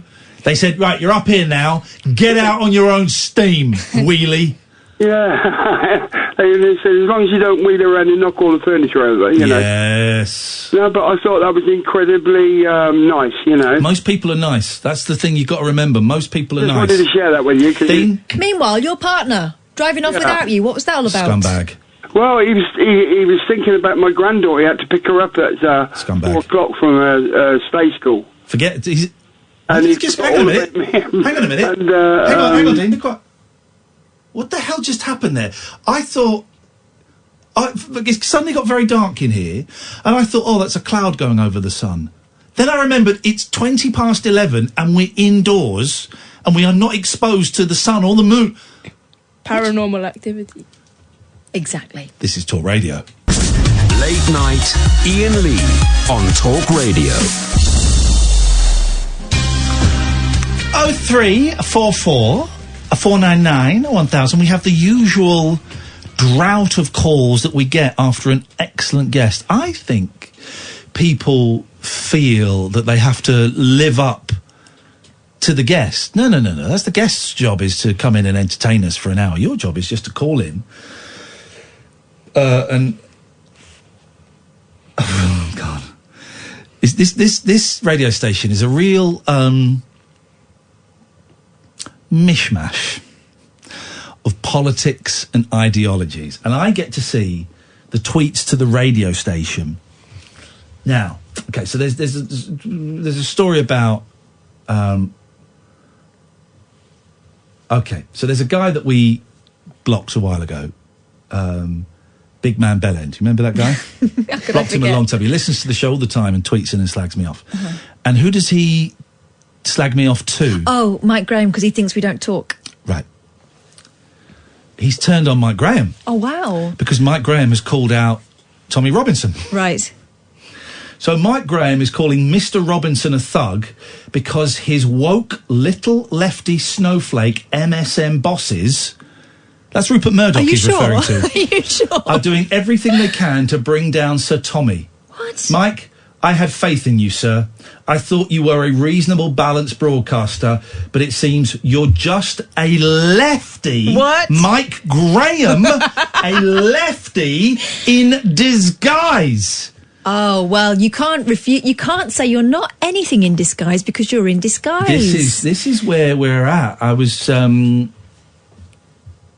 This is where we're at. Line 1, you're on the wireless. Hello? Yes? Oh, I didn't speak to someone before. Go straight through to you. You've gone straight through to me. Yes, who is this, please? Oh, wow. It's Jen from Twitter. I just thought I'd say hi and that I'm enjoying the show tonight. Oh, is this Jen that says you're going to buy tickets to go and see Sarah?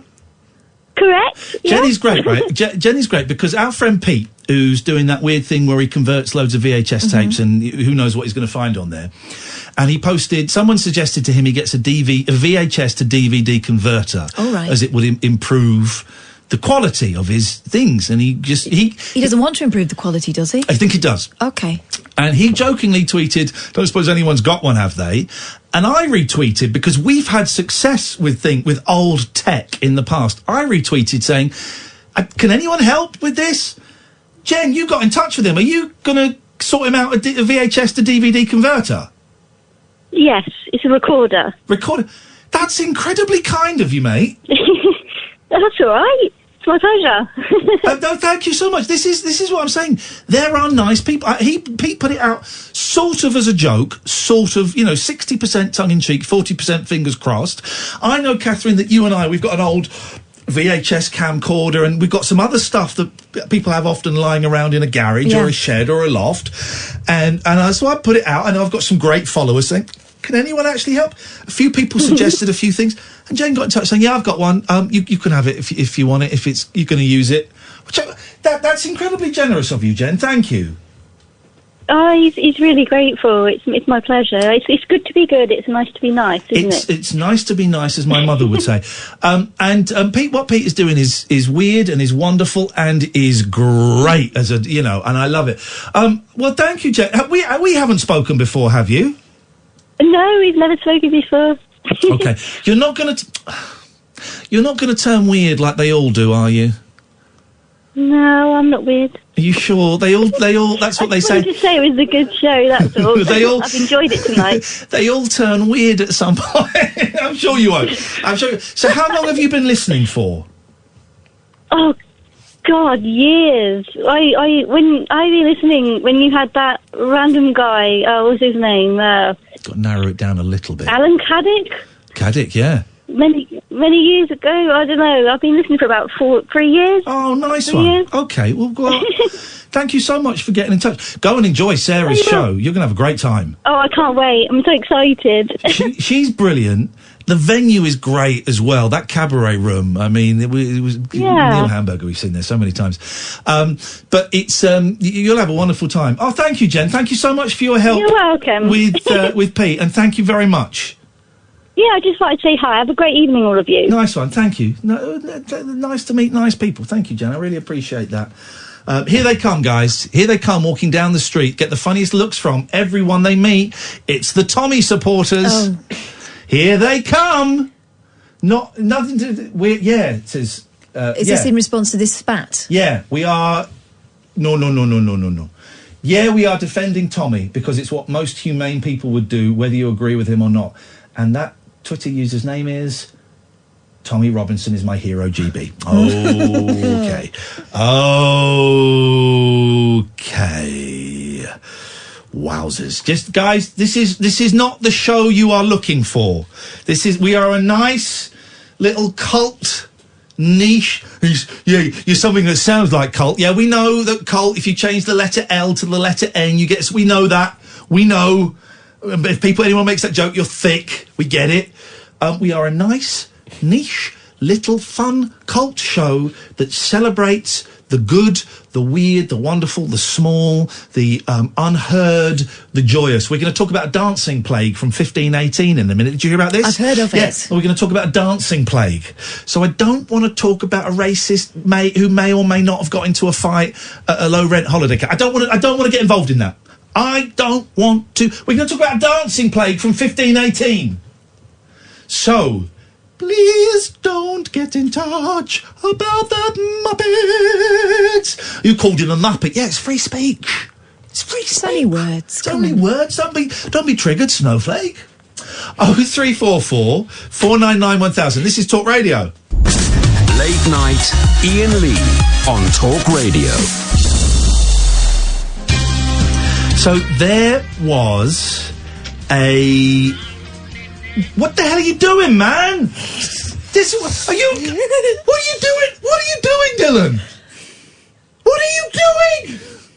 I'm not. By the way, when I get angry, I'm not really angry. But what are you doing, man? What are you watching? TikTok. This is it. Broken Britain. You're here with us for the week. Yes. By the way, this is you've picked the most relaxed show. We don't. If there's anybody getting angry, it's Catherine afterwards. She'll kick off. What? No, we're the most relaxed show, and if there's any, it's all theatre here and stuff. But do you know? So you're nearly 15. Yeah. Do you know what you want to do with your life yet? Have you got any ideas, or is it still a little bit of a mystery? So graphic design did interest me, but I did a week of graphic design with my dad, and it was really boring. So I don't know, I might have to... something to do with art or design. Because the art... I don't know much about your dad's work. I've never been there. But quite often, this could be considered like a fun job. And this is slightly different in that we don't work 9 to 5. But this bit's fun, right? This bit now is fun. My job is to try and make Catherine laugh. That's it. Yeah. If I make Catherine laugh, brilliant. If I make her fall out of her chair laughing, then we can all go home early. The bits around the fun bits, really boring. You got boring meetings. We don't have too many. We're actually quite spoiled. But, contract negotiations and boring meetings and talks about what, legals and things. And away from this show, the way I started out was in sort of more straight programmes. We'll do, for example, we would do interviews with local politicians and all these sort of things. And, for the people that get to do the interviews, that's quite good fun at times. Yeah. But the people that set it up will tell you it's probably the worst shift they've ever done. So, there are kind of shifts that people prefer, and you kind of work your way through it, and there are bits that people would find boring. So what I'm saying is, I imagine the same thing would apply for your dads, but maybe in a sort of, an elongated process, that the bits when you're creating and you're working with creative people and you're kicking around ideas and you're coming up with concepts and you're designing stuff and maybe that's not quite right, or you design something and the client goes, that is amazing, thank you, you're brilliant. That must be the buzz and the adrenaline rush and the stuff. But I would imagine that there's also like loads of boring meetings, sitting around, head scratching. Yeah, and a lot of the days I was leaving the building at like 9 p.m. Wow. Yeah. It was a really busy time. But then also, that's partly what work experience is about, isn't it? Is thinking you'd like to do something, then you go and see what it really is and go, oh, maybe not. Yeah, definitely. Most kids are working in, like, Tesco's. Right. Because they couldn't find anywhere. Yeah, which is fine. Tesco, I've worked in supermarkets and it's a valid job. I'm not quite sure how work experience. Are they stacking shelves and stuff, do you think? Or are they sitting in the office? Most likely, yeah. They'd be doing all the... Well, you're very lucky that you've managed... Your dad does a creative business, and you're lucky that you managed to blag your way in here somehow. I don't know how. and hopefully you'll get something out of it. But I know that we had to jump through hoops to get you in here because your school was like, well, yeah, it finishes too late. Yeah. They didn't want you to come and do it. Yeah, my mum had to sign a form saying she's responsible for me for this because if anything goes wrong, we can sue them. They lose all their money. But what is going to go? Listen, we have had the first work experience kid that we had. He died, and that was just one of those. He fell in the chocolate river. We don't know whether he died or not. We just never found him again. That's just one of those things, okay? Yeah. So when he died, we put in such tight precautions for the second one that we had. Yeah. So when she died, that had everyone. She fell down the egg chute, didn't she? Everyone was scratching their head, and so when the third one came in, that was the bubble gum. We were confident that it was going to be fine. Now, they died. So yes, we have had 3 kids die on our watch, right? But you are number 4, and I am confident that nothing can go wrong in this situation. Yeah, I think they were just cautious of the late hours, all the dodge pots hanging around. Well, I'm going to take you're. I don't know how you're getting in. That's up to you. But I'm taking you home and stuff. Yeah, I know that's all. I know that's all fine, but there's a lot of dodge pots around. Yeah, but Alex is fine. We work with him a lot, and he's a great guy. He's a great guy. Yeah. You're gonna after midnight. When the phone calls are a bit quiet, so you might not get any experience tonight. But at midnight, Catherine's going to show you how to make hot drinks. It's a machine. You Fun times. That's what real work experience is about. That's what real work experience is about. But after midnight, you're going to take calls, if that's okay with you. Alex, are you cool with that? Thank you very much indeed. You've been very kind as well, indulging us with this, Alex. So thank you, mate. You're going to take phone calls. All good. Are you prepared to do that? So let's practice. Yeah. Okay, so Catherine's going to ring in. Doesn't make a noise. Do I have to make a noise? Just make the noise. Just do the thing. Ring. Don't click on your name. Hello, this is Talk Radio. Hello, can I get through to Iain? So he hasn't really taught me how to do most of the stuff yet, but eventually. Just say, what's your name, please? What is your name, please? Yeah, but say with less of an attitude. What's your name? There we go, that's better. Susan. Well, now, if you hear that voice and that name, you say, no, you're not getting on because Iain dislikes you immensely. Okay, so that was a bad example. Oh, okay. Should we do a different one? Hello, it's Chris from He's not getting on either. All right, here's another one. Hello, it's Jasmine. She's coming on. What do you want to talk to Iain about? I can fix people's eyes. That's it, you go, yeah, fine. So here's the thing as well, on this show, because we let almost anyone on. We've got a few people that we don't, but... Yeah. Most radio shows, it'll be, hello, what's your name? It's Steve. All right, Steve, and what would you like to say to the presenter? I want to say, I think the coronavirus is great. Okay, Steve, well, we'll give you a call back in a few minutes. Or here's what they also do. Oh, why do you think that? Oh, because I think that it's going to be brought in by on the back of, I don't know, dogs. Oh, could you start with that? Could you, when we ring you back? But this show is so laid back, we don't bother. Hello, what's your name? Steve. I'll call you back. We'll call you straight back. That's it. We don't need to know. We're just keen to chat and also, to people. any hint of any nonsense, pass it straight back to Alex. Alex is great at handling the nonsense.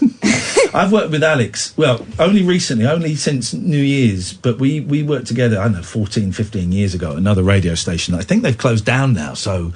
that's good. But we haven't got any phone calls, so this is all a moot conversation. We might not get any phone calls. 0344 499 1000 is the telephone number. So I just saw this. Imani just tweeted this, put this on her Facebook page. In July 1518, you know about this? Yeah. Residents of Strasbourg? Yes. Is that right? Strasbourg. Okay. I honestly didn't know what she said when she said mayonnaise. Wow. She missed out like 3 of the syllables. Yeah, she's American. Yeah, I know. She's American. Residents of the city of Strasbourg were struck by a sudden and seemingly uncontrollable urge to dance. We need to get some... Now what we can do here is theatre of the mind, is now we can try and create an image. So, let's try and get some music that they were probably playing around that time. Okay, Careful. No, they weren't playing that. Okay. So let's get some... I'm going to type in ye oldie music, and I'm expecting that kind of vibe, right? Yeah. That's what I'm kind of imagining. Here we go. Let's see. So I've typed in ye oldie music, but done on lute and flute. A root-a-toot-toot is what I'm expecting. Here we go. Yes. Perfect. There we go. It's exactly what I got. Right. Okay. Fine. So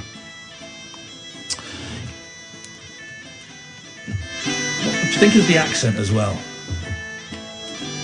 In July of 1518, in the city of Strasbourg, residents were struck... I can't keep that up. Why are you going Scottish? Because it's like I'm telling an old folk tale. Think, do you remember John Hurt in The Storyteller? Do that. No. What? Sorry? Don't you? I'm a storyteller. No, he was the one where... It was a Jim Henson thing. And No, sounds rubbish. He would talk like this. Jim Henson is rubbish. Come on. In July 1518, Boom. residents of the city of Strasbourg were struck by a sudden... It's too long. It sounds like Howard Hughes. Was struck by a sudden and seemingly uncontrollable urge to dance. The hysteria kicked off when a woman known as Frau Trophia stepped into the street and began to silently twist, twirl and shake. She kept up her solo dance-a-thon for this is from the History Channel, for nearly a week. And before long, some 36 other Strasbourgeois had joined in. By August, the dancing epidemic had claimed as many as 400 victims. With no other explanation for the phenomenon, local physicians blamed it on hot blood. We've all had hot blood. I used to have a lot of hot blood in the late 90s. And suggested the afflicted simply gyrate the fever away. Dance it out. A stage was constructed. Well, this just sounds like they're taking the mick now. A stage was constructed. If you're going to do that, you can entertain us all. And professional dancers were brought in. They even hired a band to provide backing music. But it wasn't long before the marathon started to take its toll. Many dancers collapsed from sheer exhaustion. Some even died from strokes and heart attacks. The strange episode didn't end until September, when the dancers were whisked away to a mountaintop shrine to pay for absolution. I want to see a film of this starring Leonardo DiCaprio. The Strasbourg dancing plague might sound like the stuff of legend, but it's well documented in 16th century historical records. It's also not the only known... This music is awful. It's also not the only known incident of its kind. Similar manias took place in Switzerland, Deutschland and Holland, though few were as large or as deadly as the one triggered in 1518. The theories? Magic mushrooms? People were nuts. They thought it was magic mushrooms, mass hysteria. A religious cult, stress-induced hysteria, or just idiots from the olden days who didn't have, like, PlayStations and stuff, so were bored. Didn't have tellies, so they danced themselves to death. We've all done something similar. Or their jam came on, you know. What? Their jam could have been their favourite song. On the oldie Spotify. The oldie TikTok. Oh, sir, lady, I believe this is our jam. I'm prithee, will you? 0344 499 1000. This is Talk Radio. Late night, Iain Lee on Talk Radio. Stop talking to me, boy. See, if I'm harsh on air and nice off air, then that's fair. That's fair. We haven't got any calls, so I'm not doing any more work. Okay. Until we get a phone call. I mean, work. Work in inverted commas, in italics. I won't say italics because I think that's racist. Actually, what's the number? 0344 499 1000. You see, this guy's good. 0344. Thank you. 499 1000. All right. Okay. I did it. I'm not doing anything until we get a call. So I mean, you can't breathe. No, I'm going to breathe. Just stop it. Don't listen to the back chat. He will do things. He'll make noises. I won't make. Stop! Don't There'll be some encourage huffing him. and puffing. I have to huff and puff for medical reasons, as you know. But everyone just enjoy. Dylan, this is a very rare moment, right? You're getting to sit in a broadcast studio that is designed to make noise. It's designed for noise to be captured and then transmitted. And we're going to do something that not many people do. We're going to sit here and not work. We are. Well, actually, it is working. well, it is work. It's not necessarily working. We are not going to make any noise. I'm just going to shut our mouths. Well, then shut up then. Yeah, okay. Well, then cool. do it. Stop cheeking me. Everyone. You shut up. You shut up. Tell me to shut up.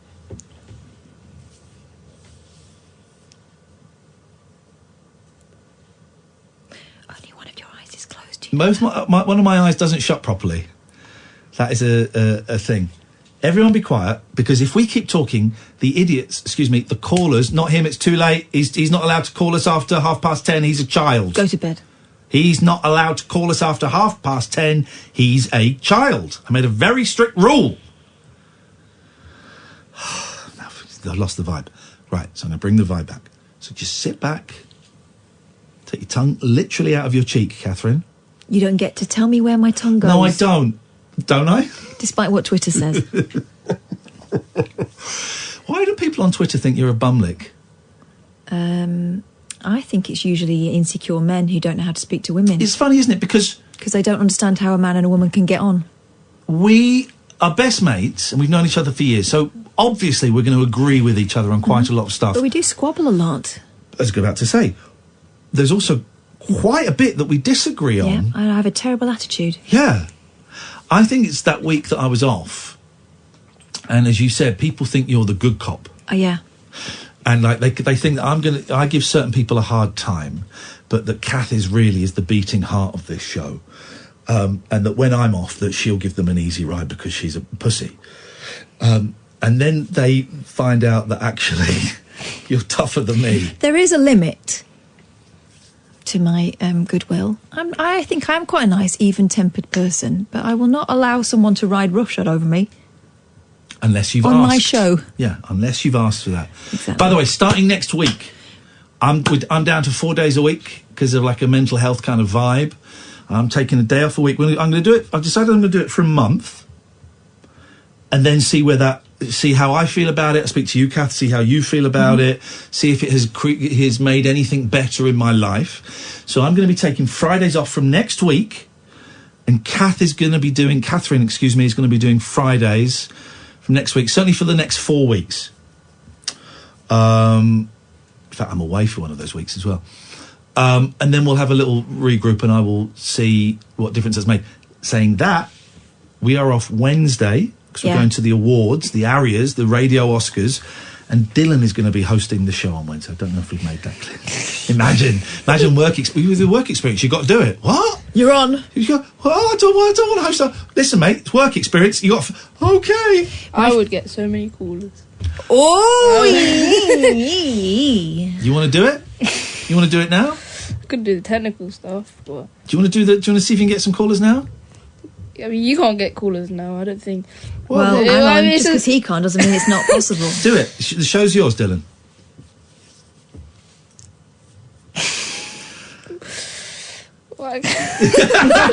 We were quiet earlier. No, but you have said, I get so many calls, man. This is my jam. No, I said I would get so many. On Wednesday? Yeah. On Wednesday, okay. All right, fine. Well, if you want to phone in and speak to Dylan, you can do that.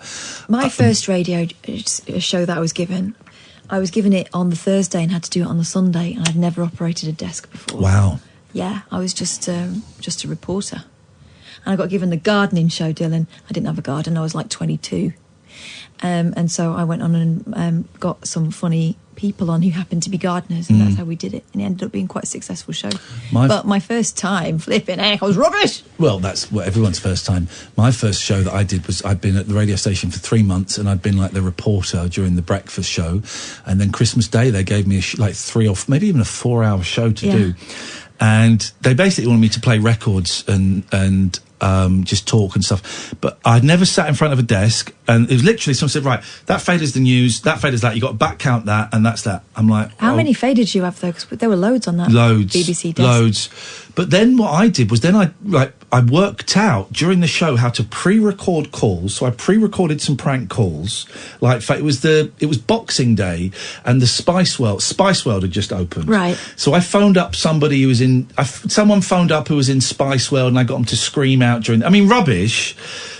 But the fact that I was thinking, right, well, how can I do this, this, and this? And it sounded awful, and I've heard bits of it back, and it's really lame. But no, but it was the germ of something bigger. I was trying to do something a little bit different. But yeah, and I couldn't. That was in the days when back counting was really important, and they got really angry if you cut a song early, and I just couldn't back count. Couldn't do the back counting, is where you've got to hit the news at 58:30, so you've got to play a song that's 4 minutes 22, so you've got to work it back. So but now it's all automated.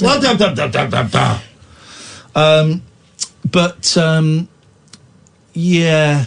That gardening show didn't get anything. It used to start at 6 or something, and there was no one up doing gardening at 6. In the morning? Yeah. Wow. So George Harrison would have been. He used to garden at night. Oh. Yeah, he used to garden at night. So I devised a game, and it was like Through the Keyhole, but it was me. Through the Bumhole. It was me. Oh, by the way, that's a great name for a game. Write that down. Wow. Through the Bumhole. It will get done. That's the next thing. I can't say anything that's too vulgar, but who through an anus like this? Celebrity sphincters. Yeah. So mine was I did a funny voice, and it was a garden gnome, and he used to ask whose shed is this, and there would be clues as to whose shed it belonged to. Say the garden gnome voice, and I hope it's not too embarrassing. No, it was. I did my normal voice, and then I went.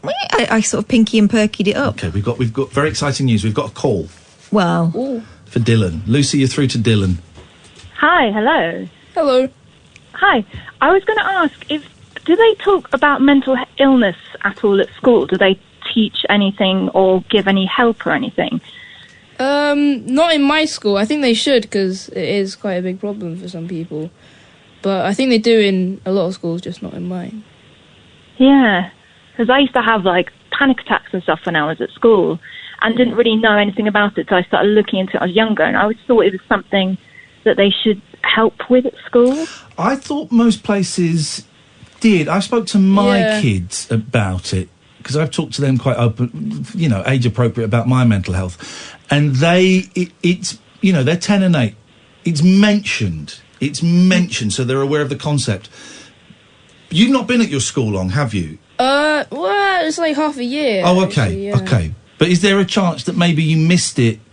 I don't know, because now it's quite stressful. It's tests, and GCSE planning. We do have a school therapist, but she's not very good. You're better off just getting your own therapist outside of school. That's money, though. Yeah, that isn't is. it? Which not everyone's fortunate. Exactly, that's the problem. So, would you, if you, and you don't listen, I ask stuff, and if it gets too personal, you don't have to answer it, right? Because this is, you reveal as much as you want. But if you were struggling with your mental health, do you have people you could talk to? I can say this: you're my nephew, right? And I'm not going to make a big deal of that, but I mean, would you feel, for example, you could talk to me, or would you talk to your mum, or a teacher, or a friend?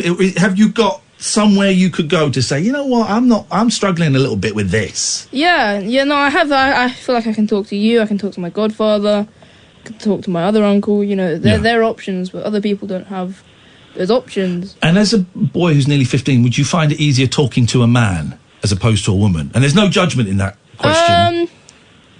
Yeah, sometimes I reckon I think that could help a bit more. I get that. I think it does help talking to someone of your own gender. Yeah.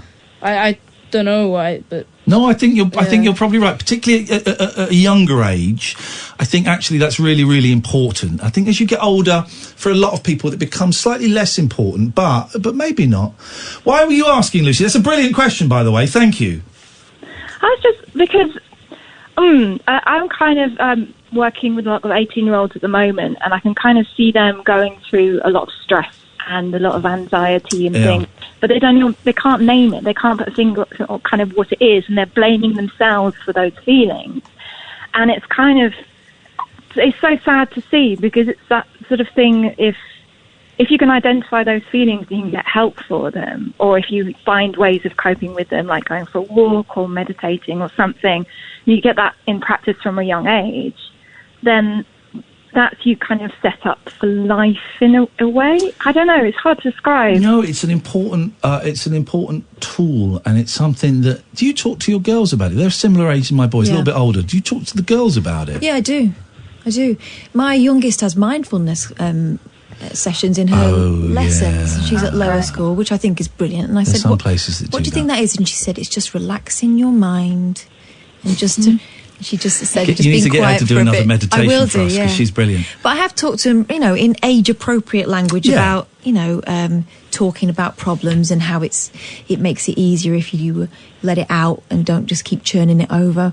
My eldest is 11 now, and she's getting into some sort of kind of pre-teenage behaviour with her friends, female friends at school. It's starting to get a little bit kind of political and psychological. And she had a fallout last week and she was lying awake, and I suggested that she write something down so that she could get it out of her mind for now, and then she could address it in the morning. We talked about it. And I think without going into, telling her that what we're doing is psychology or in any way about mental health, it's just about sharing, Yeah. and for her to know that she can talk to me about whatever she wants to talk about, and I'll take it seriously. Thank you, Lucy. That's a brilliant, brilliant question. Thank you so much. No problem. Thank you. Thank you. Bye-bye. And Lucy instantly gets 10 points for calling when no one else was. Yeah. That's a good question. It is important, I think. And you can talk to me about anything, Dylan, but I get why you might think it's a little bit weird. And I know that we've spoken in the past a while ago, actually. It was a while ago. But I also get why you might think it's, I'm nearly 50, and what do I remember about being 15? I remember some of it, but there's loads of it I don't remember. Yeah, it does sometimes for younger people feel easier to talk to like a family member other than their parents. Yeah, you live with your parents and they're always going to have that information. Yeah. And that can kind of sometimes, I don't know, sometimes that can kind of... it's hard to explain, but it's a bit easier sometimes talking to people other than... Because you don't want to worry someone that you live with. Sometimes, and it's like you want your parents to know and think that you're doing okay. I think that's a really common thing, that it is easier to talk to people who are slightly removed. That's why a lot of people, that's why I like, not necessarily confession, but while talking to a priest has been such an important thing for so many people, because it's talking to someone who's not really connected with the family, who isn't necessarily going to judge you so much. And I know people now that will go, who aren't religious, but they'll go and talk to a priest because they're not because they want spiritual insight, but they're talking to someone and they're offloading with someone who isn't going to then go, oh God, I've got to phone their mum. I've got to phone their wife. Oh God, I'm so worried about that person. The priest will sit with that and, But the very act of putting words to your worries is helpful sometimes, isn't it? Yeah. Getting it out of your head. My advice to you as an old man to a young man is talk. Yeah, it's good to get it off your chest. You get it off your chest, man, and I know it's a cliche, but it doesn't necessarily solve everything, but it can sometimes help you see that everything can be solved. Yeah. And it just takes so much pressure off. I've been going through a bit of a tough time, and I've been talking to people. I get to talk here. I get to talk to Kath. I got a therapist. I'm lucky enough I can afford a therapist, and he helps me go, well, you know that what you're saying is not the end of the world, and you think it's the end of the world, but that's not really the end of the world. You can sort it out with this, or this. And I go, yeah, okay, right. No, I do see that. Yeah, like at a younger age, squabbles with other children in the playground might seem huge, but in retrospect, it's nothing. Well, this is the thing with like 13, 14, 15-year-olds. There's stuff that often to the parent, they'll be like, oh, stop being so stupid. Stuff that and I do remember this as a 15-year-old. To a grown-up, I get why it seems stupid, but at 15, that's my life. That's it. That's everything is contained in that issue, that squabble, that fight, that argument, that point, and that is everything. And to be dismissed, and your parents are great, by the way, but it can be easy, and I've done it as a parent, to dismiss their child's concern because I've got to pay the mortgage, I've got to sort out about work, I've got, that's but important. Also you recognise that as an adult you've had that experience 50, 60 times. This is the first time they've had something as dramatic as that happen in their life, and it's a big deal. We have to take a break. You're going to go through and take some phone calls, young man. 0344 499 1000. This is Talk Radio. Talk Radio. Across the UK. Late night with Iain Lee on Talk Radio. I do my hair toss, check my nails. Baby, how you feeling? Feeling good as hell. Hair toss, check my nails. Baby, how you feeling? Feeling good as hell. Woo, child, tired of the foolish. Gone, dust your shoulders off. Keep it moving, yes, Lord. Step into some new kicks. In there, swimwear, going to the pool quick. Come now, come dry your eyes. You know you a star, you can touch the sky. I know that it's hard, but you have to try. If you need advice, let me simplify.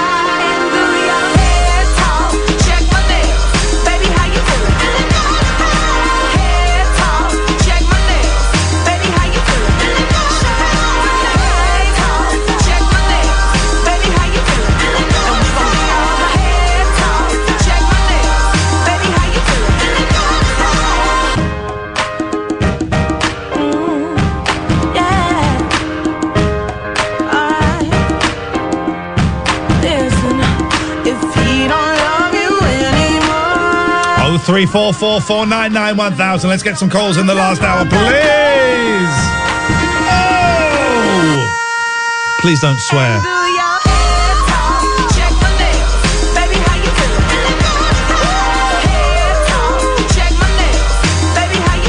That's good tea, Dylan. Good tea. You're working it, man. You're working it.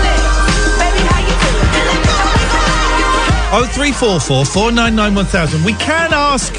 I don't want to get too heavy. No. Baby, how you feeling? Thank you. By the way, I've learned how to play AJ Tracy live and direct on the ukulele, and I may bring it in this week and entertain all of you fine folk. We don't want to get too heavy, but it could be kind of. Is it relevant to ask how you're feeling about the coronavirus? Is that relevant? I know it's not exactly the Giggle Factory opening up its doors for business. And as a question as well, I guess it kind of depends on what news you've been watching. Maybe, I think some news outlets are being particularly... Got terrible indigestion. I can only apologise, but I think there's going to be, at some point, there's going to be a big old burp. I just feel it. I feel it brewing, guys. I feel it brewing, and we're nothing if not honest, open and direct on this double award-nominated show. That's right, double award-nominated. On Wednesday, we will find out that we've won absolutely nothing, and it will be the fault of those scumbag judges. Although one of the awards we're up for has been voted for by the public. Who trusts those guys? They voted Boris Johnson in. Anyway, that's by the by. That's by the by. If you're, I don't know. Maybe there's something in that. I don't know. I am getting vaguely. I'm just wondering. I want to do funny stuff as well, Boyley. Yeah. But I'm just wondering if there is some merit in asking if people are worried about the coronavirus. But then it dawned on me that they're. All right. Here's the question: has anybody stocked up because of the coronavirus on food? That's the question. Okay. Has anyone actually... Because you could be worried and concerned, but you're going about your normal daily business. The only thing that has changed about me is I wash my hands more, and I have some antibacterial gel in my car, which I don't use, but it's in the car.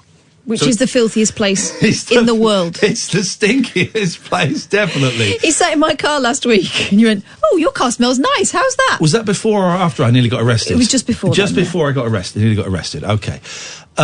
So you can be concerned, but you carry on your usual business. Have you gone that step further? And I know we're throwing out a topic and you guys don't go for topics, but have you gone that step further and stocked up on rations? Because some people will have. But do you think those are the sort of people that would have rations anyway? Well, I think this one is different to people prepping for a nuclear war or prepping for a zombie outbreak. Yeah. Or in as much as this is happening and it's growing and it doesn't really show any sign of... Slowing. It's growing quite slowly. But the fact that... How many people have died in Italy now? It's quite a few... You're allowed to Google that. May I? Quite a few people. I don't want to say it's... No, it's 300 that are... No. Is it 300 that are infected? It's not 300 that have died in Italy. Let me check. Please, let's get facts. I want facts.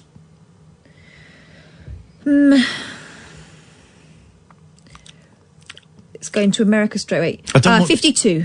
Have died? Yeah, up to 4 hours ago, that was it. Coronavirus death toll rises to 52. In Italy? Yes. Or the world? In Italy. Number of confirmed cases climbs to 1,835. 50? In the European country worst hit by outbreak. 52? Mm-hmm. That's a lot. Again, now percentage-wise, it's nothing. Percentage-wise, it's 0.0000 whatever. But 52 is a lot. Okay, so this is the breakdown of it. The Civil Protection Agency said 149 people had recovered from the virus. This is from The Guardian 4 hours ago. So the MSM, okay, so we'll take this with a big bag of salt. 149 people had recovered from the virus, up by 66 since Sunday. The authority said 742 people had been admitted to hospital, 166 in intensive care. The vast majority of those affected had shown few or no symptoms and were recovering at home. Okay. So it could. I just don't know what to make of it. I just don't know what to make of it, whether it's a thing or not. It doesn't show. Are either of you two guys going to answer the phones? Unbelievable! They're just out there having a chat. You're going to fit in beautifully, Dylan. They're just out there having a chat, the both of them. This is terrible. We've paired with the worst pairing of people that we could ever have. I love it. Because this could be a thing. This is more of a thing than bird flu ever was, or swine flu. I don't know whether that's true. I don't remember the stats for those things. 52 people did not die in Italy. No, but Italy's the worst hit place in Europe. Yeah, but it's Italy. You know Italy. I've been to Italy. There's a lot of old people in Italy. Right. I'm not saying they deserve it. But those old Italians, Franco and all of that. No, that's Spain. Okay, but similar. You're thinking Mussolini. No, I'm not. So how do we get it to the old Spaniards? And we can joke about it because no one we know has died. When that changes, we will not joke about it unless it's... We're not joking about it. It's because we're terrified. It's satire, guys. It's biting satire. Okay. I think this could be a thing. You know that the government today, Cobra, is talking about shutting down cities. Locking down. Yeah, but they have to... I think in the word... Is it Matt Hancock? He said that we are planning for the worst and hoping for the best. And that's their job, isn't it? They've got to look at the absolute worst case scenario. But they haven't until now. They haven't told you about it. The government, no. The government, up until this morning, was saying... By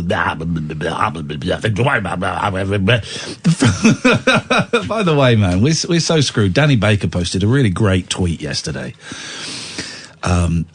He said, front page of the BBC website versus front page of the Daily Mail.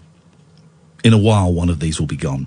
Front page of the BBC website, Priti Patel accused of a campaign of bullying. Front page of the Daily Mail website, Boris Johnson's having a baby and is going to get married. And that's it. And that's it. And that's it. That's the truth. Here's the thing. I'll tell you something, right? If you think the BBC is overtly biased and is manipulating the news, you're thick. You're thick. You're thick. You're too thick to listen to this show.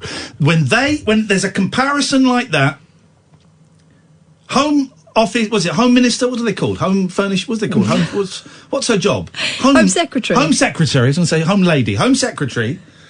Accused of bullying on the BBC. The other websites, Boris Johnson's having a baby. Flipping heck, man. Listen, and I'm not saying this in any way to criticise one of my colleagues because I wouldn't do that.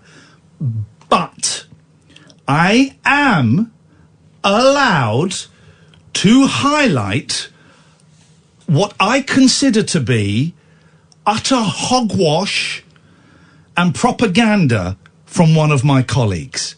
Ladies and gentlemen, Mr. Dan Wootton. His tweet on February the 29th. Yes, Boris Johnson and Carrie Simmons are expecting their first child together and are to get married. Some much-needed happy news for the country.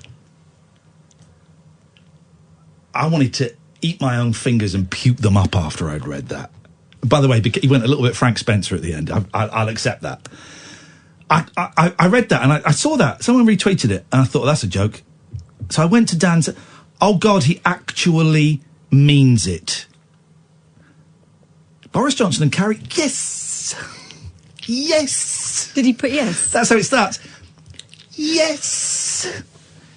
Boris, and I'm allowed to criticise this. I know I get told off sometimes for pulling apart some of my colleagues. Hell, I even almost lost a job over it. But I'm allowed. This is a tweet in a public domain by a former editor of The Sun. Is he still the editor of The Sun? I'm allowed to say this. Maybe not in the voice. Yes, Boris Johnson and Kerry Simmons are expecting their first child together and are to get married. Some much-needed happy news for the country. How is that happy news for the country, Dan? Are you nuts?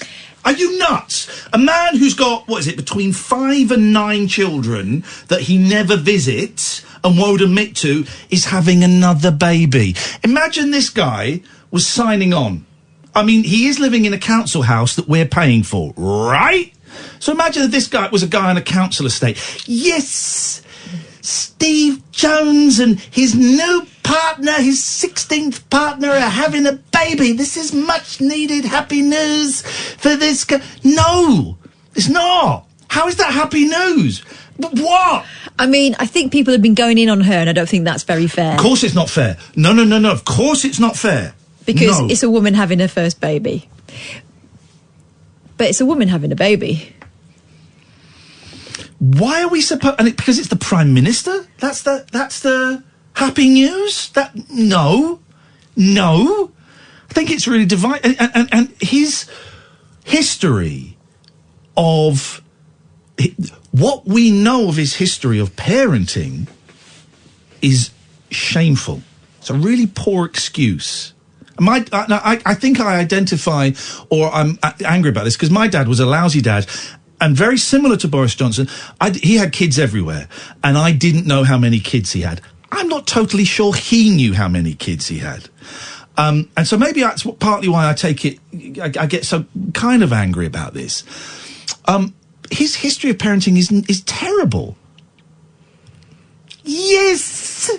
Yeah, I think maybe it's over-egging it just a tad. 0344 499 1000. This, dear listener, is Talk Radio. Late night, Iain Lee on Talk Radio. 0344 499 1000. There you go, you see. There you go. Let's take some phone calls, shall we? Let's go to Connor! Hello. Hello, Connor. Good evening. I was just ringing up to say, my school, and it's different everywhere, but my school we do mental health every Thursday. I think we've gone through a lot of the main ones. We've gone through like anxiety and depression. And when you say you do it, do you have an actual period set aside for it?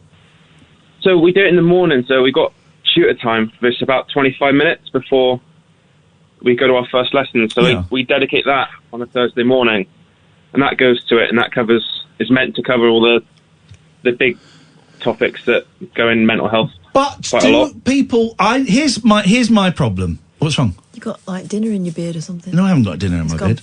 Because there wasn't anything there. Fluff. It was a lie. I know 14-year-old me would take the mick wildly in that class. I'm not proud of it. It's a different environment, though. What do you mean? I think that kids these days are more switched on to it. Well, yeah, but I would... we have a young person on the line. Ask him. Connor, are people taking... are people taking the mick? Well, I'm on the older spectrum, so I'm 17 myself. Right, okay. I'm in year 13. So I feel like people take it quite seriously. And I think sort of the overall side of it is that everyone takes it seriously.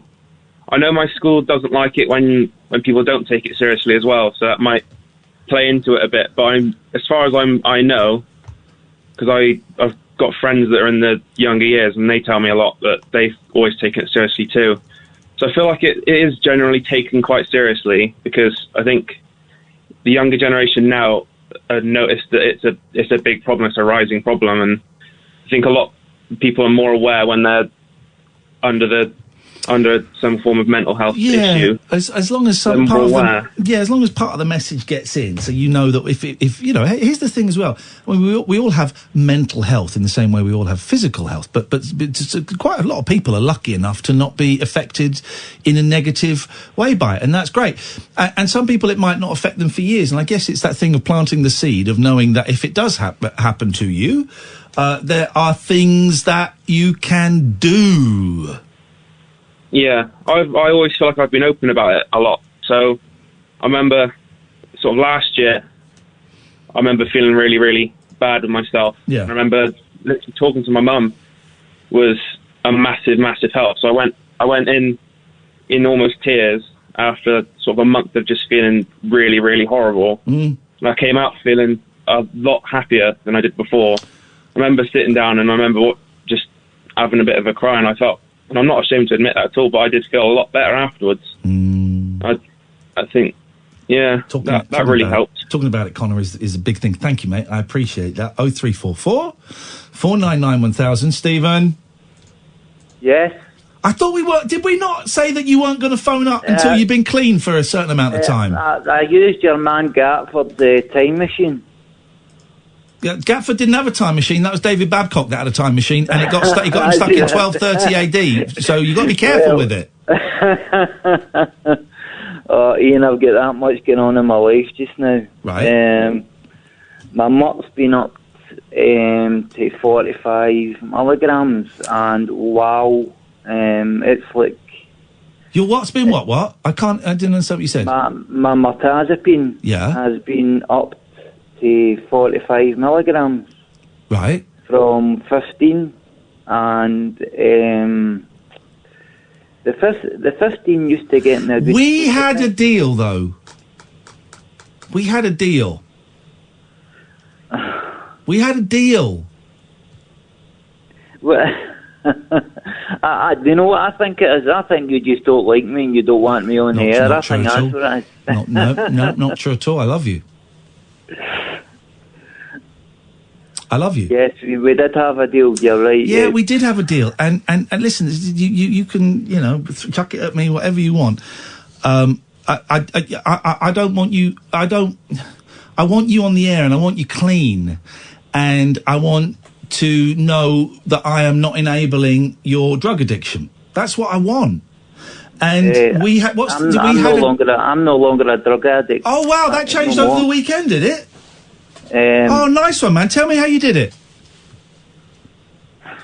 Exactly, man. Exactly. Yeah, clever. We didn't. What was it? 6 weeks?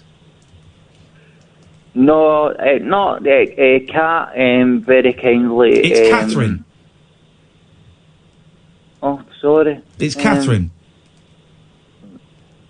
I'm just saying that. I'm not saying that to shame you. I'm just saying that to highlight that your focus is perhaps not as tuned in as perhaps you think it is. I'm not saying that in any way to embarrass you. I'm just saying it that you've been missing quite an obvious part of this conversation for a while. And I know we spoke when Ian wasn't here, but you've spoken to Ian more recently, and the deal was that you hung on for a bit and you got some proper help. Yeah. Remember? Yeah, Catherine. Yeah. Stephen, I want you on this show. I really do. You're a good man. When I say I love you, I don't say it flippantly. Genuinely, I love you, right? And as much as I love all humankind. Yeah. But I worry that this show and me is, if not encouraging you, is not encouraging you to to take drugs, but I don't think we're encouraging you necessarily to get clean. I think we're a distraction. Yeah. And actually, you should be having this conversation with someone who can give you some practical help. Yeah, but I'm not really talking about drugs. I'm talking about mirtazapine, which is a really strong right. prescription drug. But that's right. irrelevant. But here's the thing: you coming on and saying, "Oh, mirtazapine is up from 15 milligrams to 45 milligrams." I can't help with that because I'm not a doctor. I can't give you any advice on that. Can't tell. All I can suggest is follow your doctor's suggestions. That's it, right? And the point was, I really wanted you to have some clean time from street drugs before we spoke again. Yeah, but it's hard sometimes, because I know exactly. I know how. Night, and I hear things, and I think, Then write them down, and in 6 weeks, when you've got 6 weeks clean time, or in 8 weeks when you've got 6 weeks clean time, or in 10 weeks when you've got 6 weeks clean time, you can phone up, and I will let you talk for as long as you want, going through that list. So it's back up to 6. It was 4, but it's back up to 6 weeks. I tell you what, I'll take it back down to 4 then. That's a deal. Is that a deal? Is it? Right, I'll stick to it this time. You're going to stick to it? Yeah. Right. By the way, your man on the phone, total pro. But Dylan did a good job, did he? Yeah, he did. Yeah. Right. Hang on a minute. So, I've got my diary out. So, where are we? Monday... 2nd. March the 2nd. So we count forward 1 week to Monday, March the 9th. 2 weeks to Monday, March the 16th. 3 weeks to Monday, March the 23rd. I tell you what, 3 weeks, because I'm off in 4 weeks. 3 weeks of being clean and sober. That sounds doable. That says to me, and I'm writing that down, Monday, March the 23rd, Stephen, Glasgow, clean, question mark? And that means... Yes. I don't want... I mean, and listen, it's your choice, man. But I can hear a really good man... I know. I can hear a good man drowning. And I've thrown you a lifeline, right? It's up to you whether you get hold of that and you hold on for everything, whatever your life is worth, you hold on. Yeah, I've got other help. You're just entertainment, you're just... Oh, in that case, you can piss off. If we're just entertainment, if we're just entertainment, then don't call. Because then don't call, because you phoning up... I'm serious. You phoning up saying, I'm up from 15 to 45 milligrams of metazapine. Let me tell you something. That ain't entertainment. That's not entertainment for anybody. That's not entertainment. If what you're saying is we're entertainment, that isn't very entertaining. I get you. Do you know what I mean? It's interesting to no one apart from you. Okay, and I do mean to be harsh. If you don't want our help around drugs, then I don't know what you want. You want to laugh or keep listening, but don't phone up. No, I do want your experiences but like you said, you don't want to be dragged down too much about mental health and talking about drugs and talking about. So I said something similar to that. Yes. Yeah, you did. So I think the caveat to that was if you're not doing anything about it. Do you know what I mean? Yeah. So coming on and telling him what you've scored and how much week after week is not helping you. Do you know what I mean? Have I actually done? God. Yes, you have, and you don't remember it because you were so off your mash. But Ian, I'm sorry. Now we're moving forward. It's not going to happen again, is it? No, it's not. It's not. I've lost part of my muscle in my arm. That's God knows what would be next. No, yeah, exactly. No, it's not going to harm Catherine. Let's talk in 3 weeks. I look forward to it. Speak to you then, Stephen. The great thing about where we are now is that sometimes people who phone up then tweet, I've just phoned up. And you get to see what they look like. Yeah. You seen Connor? No. Connor, who just messaged us, just tweeted us. My God, I'm jealous of his hair. My God, that is a fine head of hair, isn't it? Yeah, I mean, that is... Jeez, I'm jealous of that. That's a bit Tony Hadley, isn't it? Oh, that makes me sick. Oh, Connor. Let's scalp him. I want to come in. I want to win the awards on Wednesday wearing Connor's scalp. I want to go on stage at the Palladium wearing Connor's scalp. Here's the thing I'm learning as we get older. It's someone else's turn to have the hair. That's a great head of hair, man. Thank you. Thank you very much for tweeting us and saying hello after the phone call. I appreciate that. And there'll be new listeners thinking, gosh, they were hard to that poor caller. Here's the thing. This is a show where you can dip in and out, but there is a narrative that goes on. And sometimes that narrative goes on for years. And, I want Stephen to be clean. The fact that he didn't remember telling us about scoring drugs, when he told us about scoring drugs and then phoned us up the next day clean to apologise for it. He doesn't remember it. No. Stephen, you're a good man. Don't take drugs. 0344 499 1000. This is Talk Radio. Late night, Iain Lee on Talk Radio.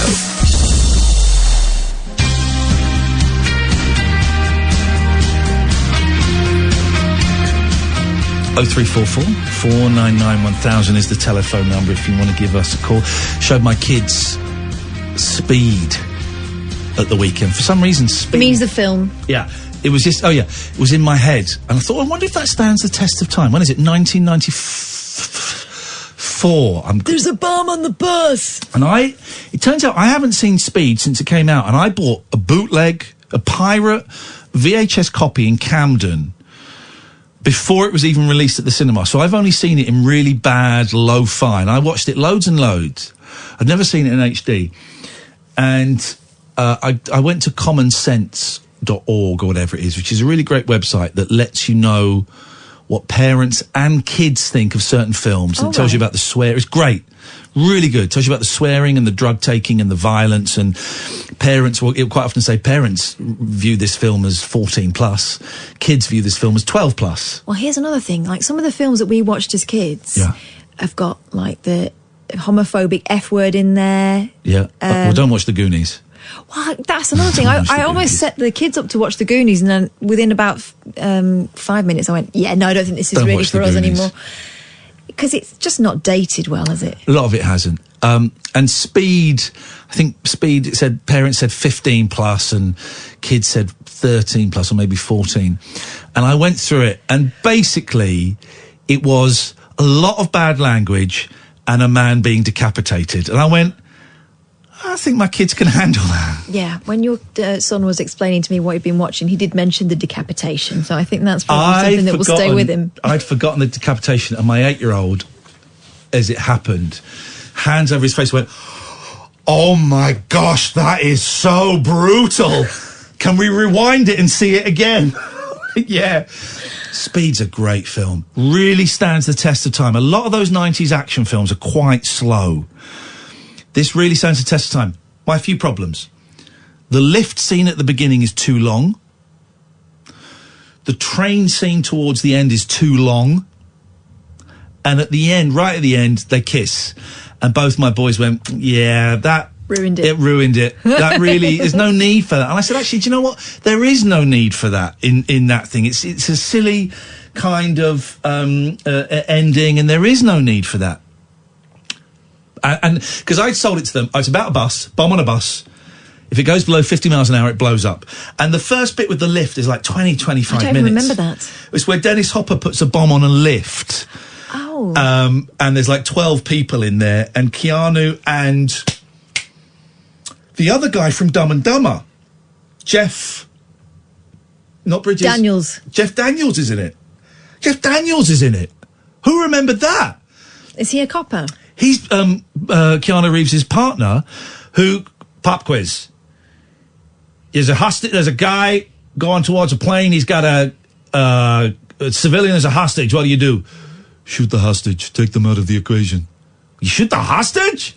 Take them out of the equation. And then, of course, there's a bit... Is that your Keanu Reeves? Yeah. Then there's a bit where Jeff Daniels is being held by Dennis Hopper.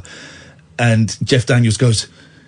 Take the hostage out of the equation. So Keanu then shoots him in the leg. You shot me in the leg! It's brilliant. They're such a great pairing. I've forgotten Jeff Daniels is in it. And, spoiler alert, I've forgotten Jeff Daniels gets blown up. There's a bit where they work out that Dennis Hopper is the bad guy. So a SWAT team go to his house. And then it sets off a little trigger. And Jeff Daniels looks at the trigger. Boom! They're all blown up. It's brutal. So many F words in there. By the time we got to the third F word... in about 5 minutes, I'm thinking, we're in now. To be honest, I think if I was dealing with bombs, I'd be effing as well. Exactly. It's such a good film. So much, and I didn't remember, there were bits I forgot, but bits I remembered. It was beautiful. It's just cans! It's just cans! You remember that bit? Where she drives into a buggy and she thinks she's killed a baby. And that, even though I knew that was coming, it was still hairs on the back of the neck moment. It's just cans. It's just cans. It's great. And here's the thing. I hadn't really paid any attention to Sandra Bullock in it because it's a boys' action film. She's amazing in it. Yeah. She's so good.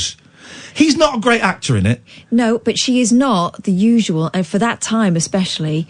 pretty ankle-twisting, helpless woman. She's actually unusual, really capable. It was unusual. It was unusual. Yeah. He was hot. Yeah. He was really hot. I mean, you don't need to say was. Really hot. Still hot. She was great. Dennis Hopper's just always Dennis Hopper, and I love it. I thought it was such a good film, and the kids really, really enjoyed it, and it felt more grown up. You know, it felt like we were having it, because we'd had a bit of a weird Sunday morning. There'd been a few arguments and a few tears, and I wasn't in a great mood. And then we all sat on the sofa watching that, and my youngest kept going, well, when are they on the bus? When are they on the bus? And his first question, what number bus is it? I can tell you what number bus it is. It's a 33. Is it? Yeah, as you see halfway through the film, went, oh, it's a 33. He went, great, thanks. Such a good... If you've not seen Speed in 20 years, go and watch it, man. It's so good. And I know it's going to be rubbish, and I'm going to watch it on my own, but I'm going to watch Speed 2. Okay. Even though he's not... I know it's on a boat, Speed 2 Cruise Control. Who's in it? Sandra Bullock. Speed 2 Cruise Control. I'm going to watch it. But it's great, and the decapitation scene is, as my youngest said, brutal.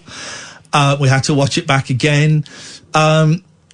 It's great. It's great. Real 90s, you know, stupid, over the top. The bit where they're on the train and it can't slow down, and he goes, there's a curve coming up. I'm going to speed up and hope we topple over. And then the train is like sliding along, and then it's great. And of course, I've forgotten who was in it. Ferris Bueller's mate is in it on the bus. I just got to, we're going back to the airport. I just came from there. You know, it's great. Such a good film, man. We had such fun watching it. You know, 2 hours not wasted at all watching that nonsense. Meanwhile, at my house, with my girls, it was Maleficent 2. This time it's personal. Any good? My youngest fell asleep, and I kind of kept sort of going in and out, you know, and you realise you're looking at it but not really watching it. Yeah. But I like the idea of it, and I think Angelina Jolie's brilliant. Yeah. Even though when I first saw her in this film called The Bone Collector with Denzel Washington, I was in a cinema where every time they did a close-up on her mouth, because her lips are enormous, and it was before women were starting to really pump their lips up like that, people were laughing. But her lips are natural, aren't they? I know, but people were those laughing. Lips, by the way, those lips have kissed me. Yeah, you do mention that every time. Angelina Jolie kissed me. She talks about that too. I bet she does. I bet if I met her, she'd go, Ian, come here. Let's go to Jessie. Good evening, Jessie. Hello. Hello, Jessie. Hello, all of you, and hello, Dylan. I think Dylan answered your phone call. Now, I have to, because this is an official work experience thing through his school, the council and talk radio. I have to ask you a few questions about Dylan. So you spoke to Dylan on the phone, did you, Jessie? Yeah. Please answer the questions. Please answer the questions. On a scale of 1 to 10, with 1, him calling you an a-hole, and 10, him asking you to marry you, how polite was he? 10, very. He was a 10, okay. And in terms of his knowledge, with 1... him thinking Winnie the Pooh is actually made out of fecal matter, and 10, him winning University Challenge. How knowledgeable would you say he was? He actually did extra work, because he asked me what I ought to talk about, and that's what I said to him, you don't need to do that on this show. So Bumlick, you'd say 10? So 10, yeah. He's done a good job, has he? Yeah. Nice one, Dylan. Thank you. What have you got for us, Jessie? I love the fact that the callers are telling you how to do it. That's kind of what we create here. Thank you for that, Jessie. Go on. You're helping him. Yeah. 2 things. Yes. One serious and one about your show. Oh, yeah. Yeah. First thing, I want to bring it up because did you read this week?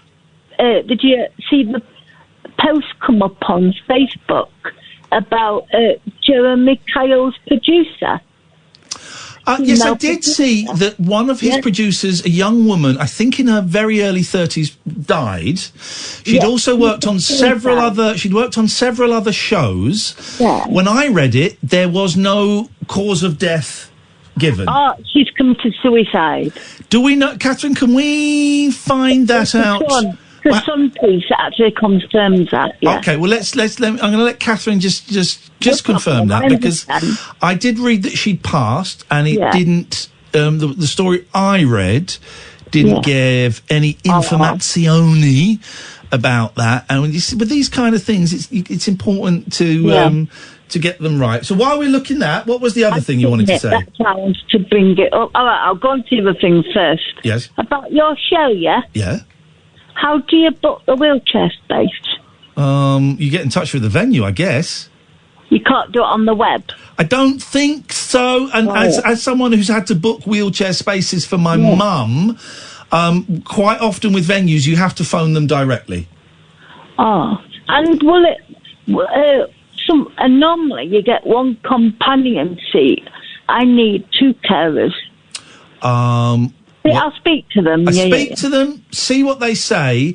I think here's the thing. I don't know if normally they give you one carer, don't they? And then if anyone else has to pay. But because I'm severely disabled, they normally. Oh, you show off! You show off, Jessie. You just like give me up. You show off. No, I'm not. Which one are you looking at? Which venue? Of course, the one in Scotland.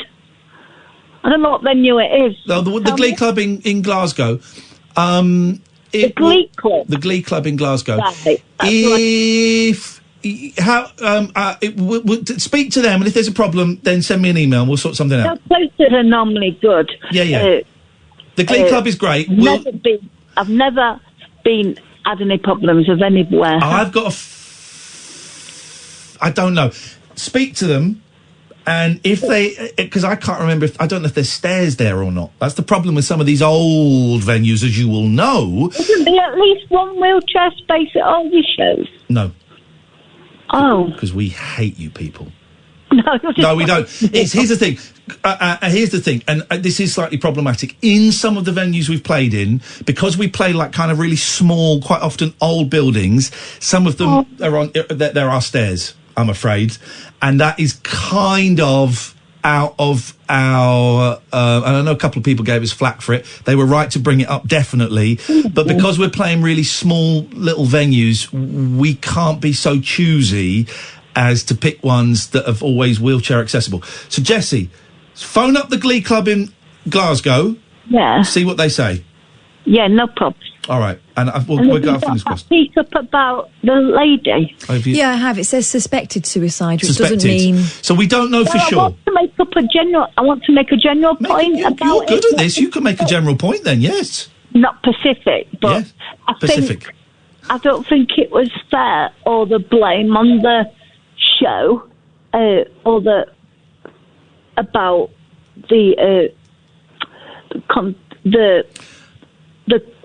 person that took part. That I think society is to blame because society obviously wanted to watch that crap, and I used to enjoy that crap a long time ago until I realised that it was exploiting a lot of vulnerable people, a lot of whom have mental health problems, a lot of whom have addiction problems. Good as well, do you know what I mean? It was good and bad. No, it weren't. I don't think it was. I struggle to see the good in it. I struggle. I could be persuaded. I know that some people have argued it gave a voice to working class people that would otherwise not have a voice. I can sort of see that. It was a working class person who put forward that argument.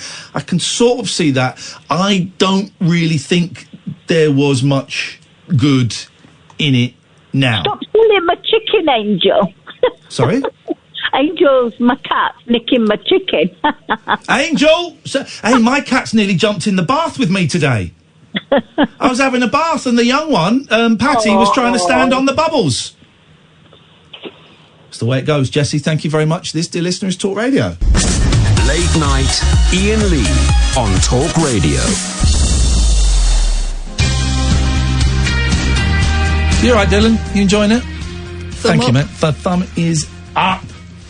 Roger's saying he's never seen Speed. Oh, it's a great film. You spoilt it for him now. I have spoilt it. Spoiler alert, I've spoilt it for you. It's a really good... I really, really enjoyed that, actually, and it was great watching it with the kids. It felt a little bit naughty, a little bit grown up. This was after we'd been to... No, before... Beefeater. 71 quid for 3 people. That's outrageous. They don't eat from the kids' menu anymore. Right. But we didn't have any starters, no booze, 1 dessert. The boys cutting down on the booze, are they? 3 fizzy pops. Or 2 fizzy pops and a coffee. 71 quid. That is a lot of money. Comparing the fact we've been to Cosmo in Oxford the day before. And eaten the world. 32 quid. And we'd had refill drinks and we'd had more fun. I mean, the boys liked it at Beefeater. I haven't been for years. It's quite old-fashioned, like Harvester. But there's one near me and we'd driven past it and one day my son had spotted it and I said, oh, we'll go there one day. And, yeah, I was really surprised when that bill came in. And the food wasn't that great. I had chicken and barbecue ribs. The ribs were nice, but the chicken was quite dry. And my boys... they both had double stack burgers, and one had double stack burger with lobster on top. What? Okay, now I see why it was expensive. No, but I mean, it's like a 16 was quid it burger. drizzled in gold? And the other one had like steak. And they ate it all. But I mean, they weren't particularly. I mean, it's like 60. It was like all the burgers were sort of 15, 16, 17 quid. And they weren't great burgers, you know, they were a little bit... My chicken was dry and the burgers were a little bit damp. When did burgers get gentrified? Yeah, it was... I was disappointed with the Beefeater. I won't go for another 30 years, I don't think. You know, there's a nice ambience, and we booked. So people in front of me, I'm so sorry, we haven't got any room for another hour. And they turned to me and said, oh, it's booked up. I went, yeah, I know, I've booked. I think you've got a table for us. This way, please, sir. Thank you very much indeed. Let's go to June.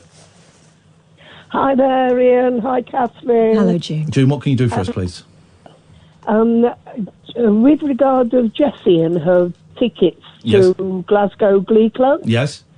We phoned the Glee Club up. Yeah. They will tell her on the phone whether they've got any disabled spaces. Okay. But we weren't offered any carer tickets. Oh, you're supposed to... I thought you were supposed to get as standard. In England, you are a free carer. Oh, in England ticket. Well, we haven't on both of them. Oh, you should. Did you ask? We're going to Cardiff and. Did you ask? Yes. Oh, okay. Well, in that case, I'm sorry. It's kind of out of our hands, that really. Oh, it doesn't bother us. No, I know, but I was just thinking with. Here's the problem. Here's the problem. And as you know, well, Jessie, if you're hearing this, I mean, we'll chuck in a carer for free. I can do that. But you know, June, I've booked tickets for my mum to go, you know, and stuff, and she's in a wheelchair. And some places are brilliant. Some places, I never forget, I took my mum to a theatre in London, I can't remember which one it was, to watch the Four Seasons, the Frankie Valli musical. So it's Midnight Cowboys. What's it called? Midnight Boys. The Jersey Backstreet Boys. Jersey Boys. Not the Backstreet Boys, that's different. And these old London theatres are tiny and they are not built for wheelchairs, and I was kind of dreading it, right? But we got there and we went to the front and I said, my mum is in a wheelchair. She went, Madam, it's so lovely to see you. They spoilt her rotten. Madam, it's so lovely to see you. I'm just going to ask you if you could follow me. I'm really sorry, but we're going to go back outside onto the main street and we're going to go through a side entrance. It's going to be a little bit busy, but it just makes it a little bit easier to do the wheelchair. And we went round there and security opened the door and I think we might have had a box. I think the wheelchair seats were in a box. And we got in and they said, Madam, are you comfortable? Is there anything that you would like? And we said, no, this is fantastic. And she went, okay, well, if it's okay with you, during the interval, I will come back and if you would like any drinks, I'll be more than happy to go. Spoil us. Then you get somewhere like the O2 and they couldn't give us stuff. They have about 5 wheelchair seats for a Neil Diamond concert. They go like that. You have to phone up and book them. They go instantly and you get sent to one door and they go, nah, I think it's another. It's awful. Well, we had the same problem with the Rondo Theatre in Bath. We couldn't get a seat at all. What, could you because they only had one wheelchair. Well, again, this comes down to the thing that the venues that we're playing are very often very small, independent theatres or art centres that, you know, have got like 60 to 90 seats and they kind of haven't got the budget to make it more accessible. And I get that, and I'm so sorry to all of our fans that are too lazy to walk. And I'm joking. I get it, and it's not ideal, and I get it, and I really appreciate that. I mean, you guys. We haven't had a problem with Glee anyway. Okay, brilliant. They booked up both venues on the same phone call. Nice one. Sorted everything out. Thank you, June, and I get it. We wanted a table, and if I could stay in the wheelchair, or did I want a special chair? Well, that's or- great. That's great. They were wonderful. That's great. So I'm hoping that she'll get somewhere for that. My fingers are crossed, and I really appreciate your persistence and your patience. And we have had a few people try and cancel me and Catherine online for not playing wheelchair accessible places. Listen, we're playing small venues, and also I'm doing all the bookings, and I don't know.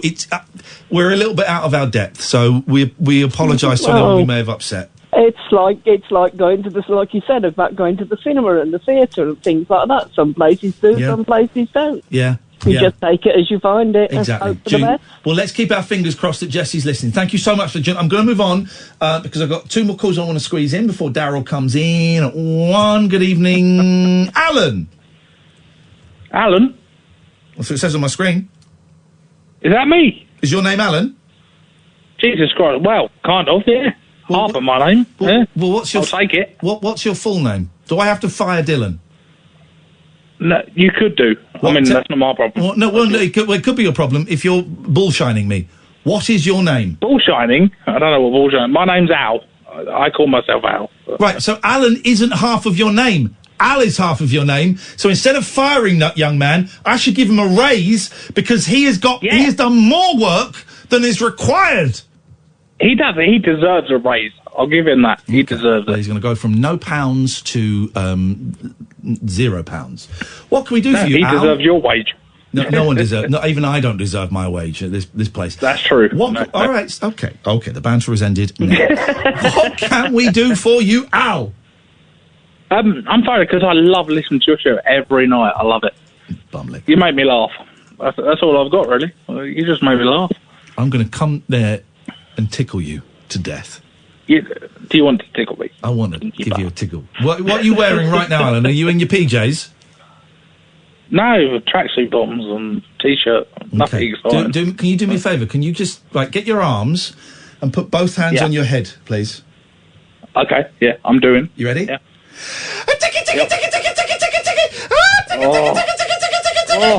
How was that? Yes, man. All right. That was kind of kinky. Thank you very much indeed, Alan. Let's go to Fake Sheila. Good evening, Fake Sheila. Hello. Turn your radio off. My radio's not on. Well, there's a weird echo. So what we're going to do, Dylan, could you call Fake Sheila back, please? Hang her up and call her back. Why does Sheila always ring with 2 minutes to go? Can I just say as well, June's daughter has tweeted us about the whole carer going for free. Mm-hmm. Shh, don't tell June, but I didn't ask for a free carer.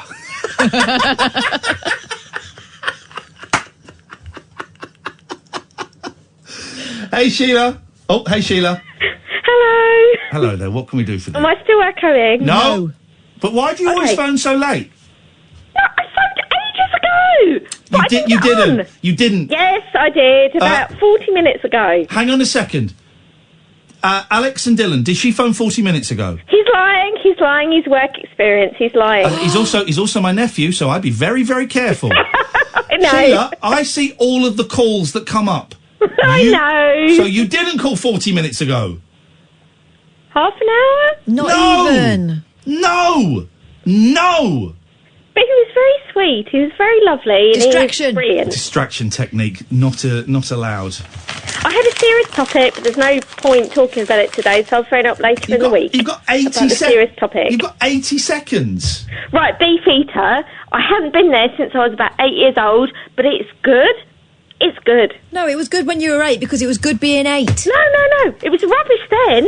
And then I went there the other day. Daryl's come in and Get her off. What's wrong? Get her off. Good. Whoa. Why do you want Fake Sheila off? Get her off. Yeah? All right, she's gone. He's brought his Dettol wipes. He's not playing games. Get her off. What's your beef with her? I don't know, actually. I was just being a bit... Oh, in that case. a bit Southern, provocative. and he's northern. I'll have a fight. Yeah, get her off. You be careful, gone. I'm northern as well. Get her off. She's gone. You're outnumbered in that fight. I respect... What's this attitude? I Dunno, like it. but, It's ballsy. Thank you. This is Mancunian. Ballsy. Thank Got you. balls My out tonight. northernness. She's gone. Sheila, you're gone. Bye. Daryl, talk to us. Bye. Got my Dettol wipes. Bye, everybody. Go away, Sheila. Go away. Bye, everyone. Bye. Goodbye. Bye. Will you go away? Go away. I'm gone. Bye. Daryl, tell us. See ya. Go away. Daryl, tell us. See ya. Put the phone See ya. down. Don't want to be ya. Tell us about these Dettol wipes, Daryl. Oh, she has gone. She has finally. Silly mare. Got some Dettol wipes. You went for lemon, did you? It's not getting me. Yeah, I have got. I'm really sorry. Can I just interrupt? Sorry, Yeah. because of Sheila, we're out of time. You're joking. This is Talk Radio. Talk Radio.